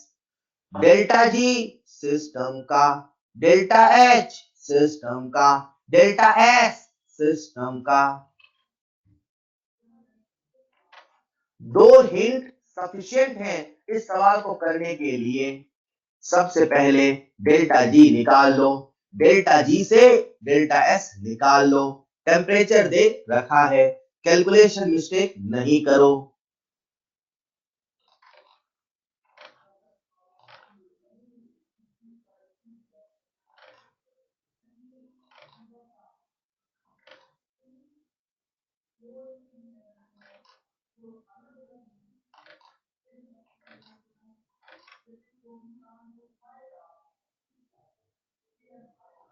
क्या बात है, और समय होता है समाप्त। And the correct answer is in front you। देखो बच्चों, सबसे पहले अपने को डेल्टा एस टोटल दे रखा है, डेल्टा एस टोटल से हम लोगों ने डेल्टा जी निकाल लिया। जहां दिखा रहा हूं वहां देखना, डेल्टा जी बराबर minus T delta S total. तो अपन ने डेल्टा जी की वैल्यू निकाल ली और वो आती है 16,000 किलोजूल पर मोल। सर डेल्टा जी क्यों निकाला? अरे सवाल पूछा है ना यार। अगला क्या पूछा? Delta S system. अब हमें पता है कि जो डेल्टा जी होता है वो सिस्टम का ही होता है। डेल्टा जी सिस्टम का है, डेल्टा एच सिस्टम का है, डेल्टा एस सिस्टम का है। डेल्टा जी अपन ने निकाल लिया, ये किलो जूल में है। डेल्टा एच भी किलो जूल में रख दिया। Minus T delta S solve करो, निकल गया। मुझे यकीन नहीं हो सकता किसी बच्चे से सवाल ये नहीं बने। सॉल्यूशन आपके सामने है।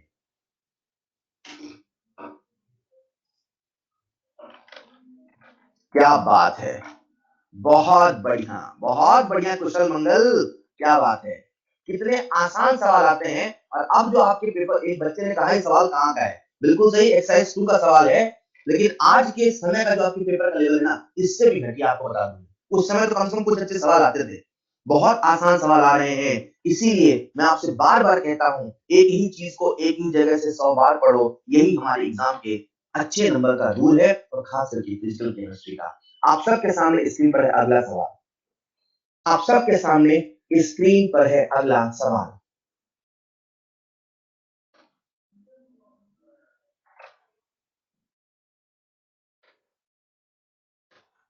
कोई दिक्कत नहीं मानस?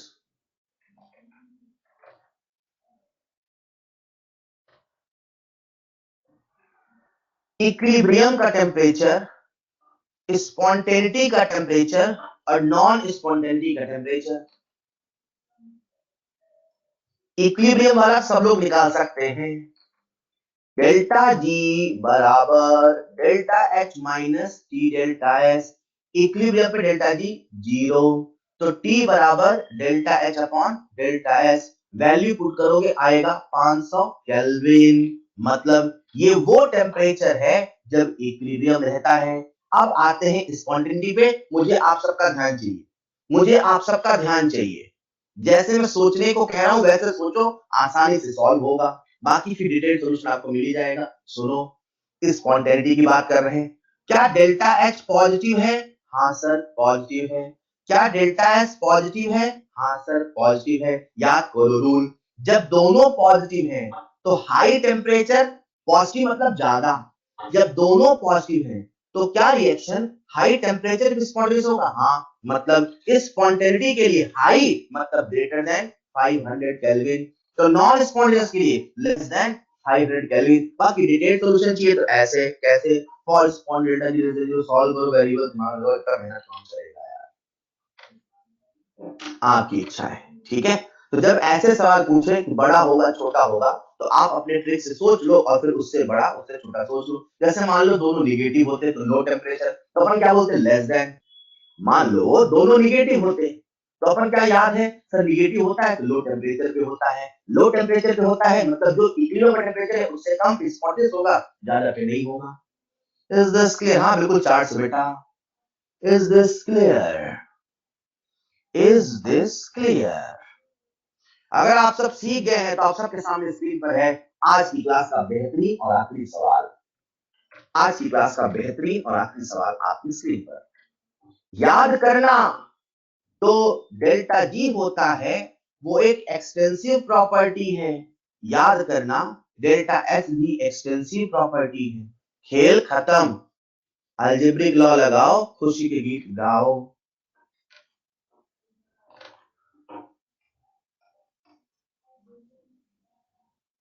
अलजेब्रिक रूल लगाइए, बेहद ही आसान सवाल। हमसे पूछा क्या है? गिब्स फ्री एनर्जी डेल्टा जी।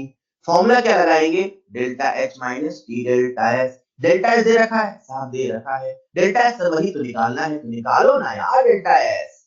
अभी तो आपने अमोनिया वाला निकाला था, भूल गए क्या? -80 आंसर दिया था।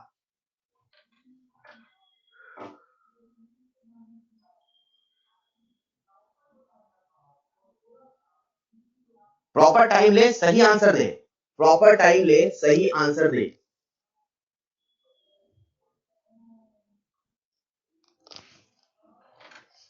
अभिषेक राजेंद्र, मैं आपको टोकूंगा बेटा। आपने लिखा हो गया सर, आंसर नहीं लिखा, और आपने मैंने देखा किसी भी सवाल का एक दो सवाल का आंसर दिया नहीं दिया। दिस इज रॉन्ग बेटा। बाकी आपकी इच्छा है, जैसा आप करना चाहे वैसा करें। पूरा सवाल सॉल्व करें, मैं कह रहा हूं पूरा सवाल सॉल्व करें। एग्जाम में भी सारे सवाल बनते हैं लेकिन तब भी निगेटिव होते हैं। यही तो हम यहाँ सीख रहे हैं, कैसे हम कैलकुलेशन को इंप्रूव करें, कैसे हम टाइम फ्रेम में सवाल करें, कैसे हम प्रेशर में सवाल करें, कैसे हम सबसे पहले आंसर दें। वो होड़ चाहिए तब मजा आएगा। बाकी आपकी इच्छा है, ऐसा मत करो अभिषेक राजेंद्र। जिसने बच्चे लिखा है दो बार आंसर हो गया, हो गया। पूरा आंसर दिया करो बेटा, बनाए तो पूरा आंसर दो ना, अप्रोच सबको क्लियर रहती है।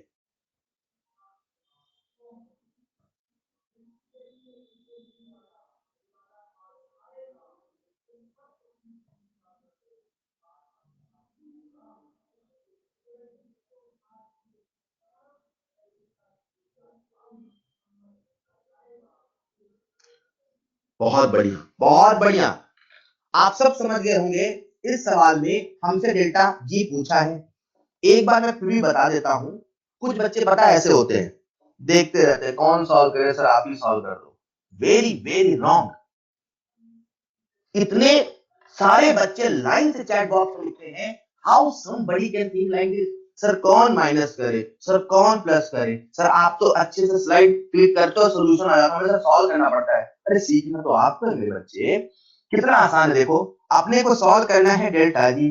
डेल्टा जी बराबर delta H minus T delta S. Solve तो करना पड़ेगा, न्यूमेरिकल एक आदत है, डालना तो पड़ेगा, बार बार करना पड़ेगा। मैं शुरू से ही कह रहा हूं आदत है, डालना पड़ेगा। डेल्टा जी बराबर delta H minus T delta S. क्या डेल्टा एच पता है? नहीं, चलो निकाल लेते ना यार। डरते क्यों, फटाफट वैल्यू रखो। Delta equal to U B B R 4, क्या इसका दे रखा है सर 242 माइनस यू कितना दे रखा है सर 50, सारे यूनिट देख लो, जूल जूल जूल जूल, हाँ ठीक है 50 प्लस 2 बी आर 2 है तो 2 इंटू 152, ये आप सॉल्व नहीं कर सकते यार, 150 300 होता है 304, क्या कर रहे हो बेटा, कितना आसान है, आप सबसे बनेगा। And the correct answer is wow, and the correct answer is आप सबके सामने है सबसे पहले delta G equal to delta H minus T delta S. सुनो, जैसे आप लोगों ने फॉर्मूला पढ़ा डेल्टा जी बराबर delta H minus T delta S, वैसे ही नॉट में चलता है delta H not minus T delta S not, मतलब डेल्टा जी बराबर delta H minus T delta S, ये भी सही है, डेल्टा जी नॉट बराबर delta H not minus T, ये भी सही है, बस फर्क इतना है इसमें सारी बातें स्टैंडर्ड की हैं, इसमें कोई भी कंडीशन हो सकती है। कुल मिला के आप तो ऐसे सोचो, जब स्टैंडर्ड की बातें हैं तो सब कुछ स्टैंडर्ड स्टैंडर्ड, जब स्टैंडर्ड की बातें नहीं है जो कंडीशन है वो, आंसर है -786.40। क्लियर, ये जो सवाल मैंने आपको बताए हैं, ये सारे सवाल के बेसिस पे आप मॉड्यूल सॉल्व करिएगा, जब मॉड्यूल में सवाल आपसे लाइन से बनेंगे ना तो कॉन्फिडेंस आपको डैम श्योर आएगा। बच्चों, यहाँ तक था थर्मोडायनेमिक्स का सफर, नेक्स्ट क्लास में लोग स्टार्ट करेंगे थर्मोकेमिस्ट्री। उसके पहले हम लोगों ने बात करी प्लॉट की, राइट, हम लोगों ने बात करी स्लॉट की, एक अगला लॉ है जिसका नाम है प्लॉट। प्लॉट बोले तो first law of thermodynamics, slot बोले तो second law of thermodynamics, and plot बोले तो third law of thermodynamics, right. मैंने आपसे कई बार कहा किसी भी सब्सटेंस की जो एब्सोल्यूट एंट्रोपी है उसे हम मेजर नहीं कर सकते इन जनरल, लेकिन आगे चल के एक लॉ आता है जिसका नाम है थर्ड लॉ ऑफ थर्मोडायनेमिक्स। आपके सिलेबस में बहुत इंट्रोडक्टरी है, बहुत इंट्रोडक्टरी है, राइट, तो इतना ही याद रखना है, इसके अलावा कुछ नहीं पढ़ना है। मतलब आज से कुछ साल पहले हम भी यहाँ बहुत कुछ बताया करते थे, लेकिन वही है कि समय के साथ जो आपका पेपर है उसमें कंटेंट अपडेट हो रहा है, जितना बता रहे उतना ही पढ़ना है। मतलब हो सकता है आप कहीं से कुछ पढ़ो तो आपको कुछ एक्स्ट्रा मिले, नहीं पढ़ने की आवश्यकता है। क्लियर, थर्ड लॉ कहता है एब्सोल्यूट जीरो टेम्परेचर पर, कौन सा, एब्सोल्यूट जीरो टेम्परेचर पर entropy of pure crystalline solid, कौन, pure crystalline solid is taken as zero. सरल सी भाषा है, हम लोग कहते हैं जैसे जैसे टेम्परेचर बढ़ाएंगे वैसे वैसे एंट्रोपी बढ़ेगी। ऐसा आपने कहा था सर, जब हम टेम्परेचर को बढ़ाएंगे तो मॉलिक्यूल के अंदर एनर्जी बढ़ेगी, रैंडमनेस बढ़ेगी, मतलब एंट्रोपी बढ़ेगी। तो उल्टा भी तो सोच सकते हैं ना, जब टेम्परेचर घटाएंगे तो एंट्रोपी घटेगी, टेम्परेचर घटाते गए घटाते गए घटाते गए एंट्रोपी घटती गई घटती गई घटती गई, टेम्परेचर घटाते गए घटाते गए घटाते गए एंट्रोपी घटती गई घटती गई घटती गई, टेम्परेचर घटाते घटाते हमने जीरो केल्विन कर दिया।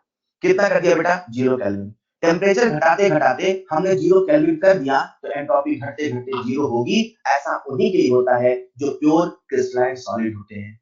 क्रिस्टलाइन सॉलिड में एक्चुअली एक सिमेट्री होती है, अरेंजमेंट प्रॉपर होता है। अगर कोई सॉलिड अमॉर्फस है तो उसमें तो भूल ही जाओ, वो पहले से रैंडम है। अब अगर कोई सॉलिड क्रिस्टलाइन है तो उसमें सबसे ज्यादा सिमेट्री है। क्रिस्टलाइन सॉलिड की एंट्रोपी जीरो केल्विन पे जीरो होती है, उनमें से भी कुछ एक्सेप्शन है जैसे कि NO और NO, they are crystalline even though उनकी एंट्रोपी जीरो नहीं हुई, they are crystalline NO N2O CO CO2 mixture of isotopes and ice, ये सब के सब क्रिस्टलाइन सॉलिड है, लेकिन फिर भी इनकी एंट्रोपी एब्सोल्यूट जीरो पे जीरो नहीं होती है, कुछ सब्सटेंसेस की एब्सोल्यूट जीरो पे जीरो होती है। इसी वजह से कुछ क्रिस्टलाइन सॉलिड की हम लोग एंट्रोपी निकाल सकते हैं।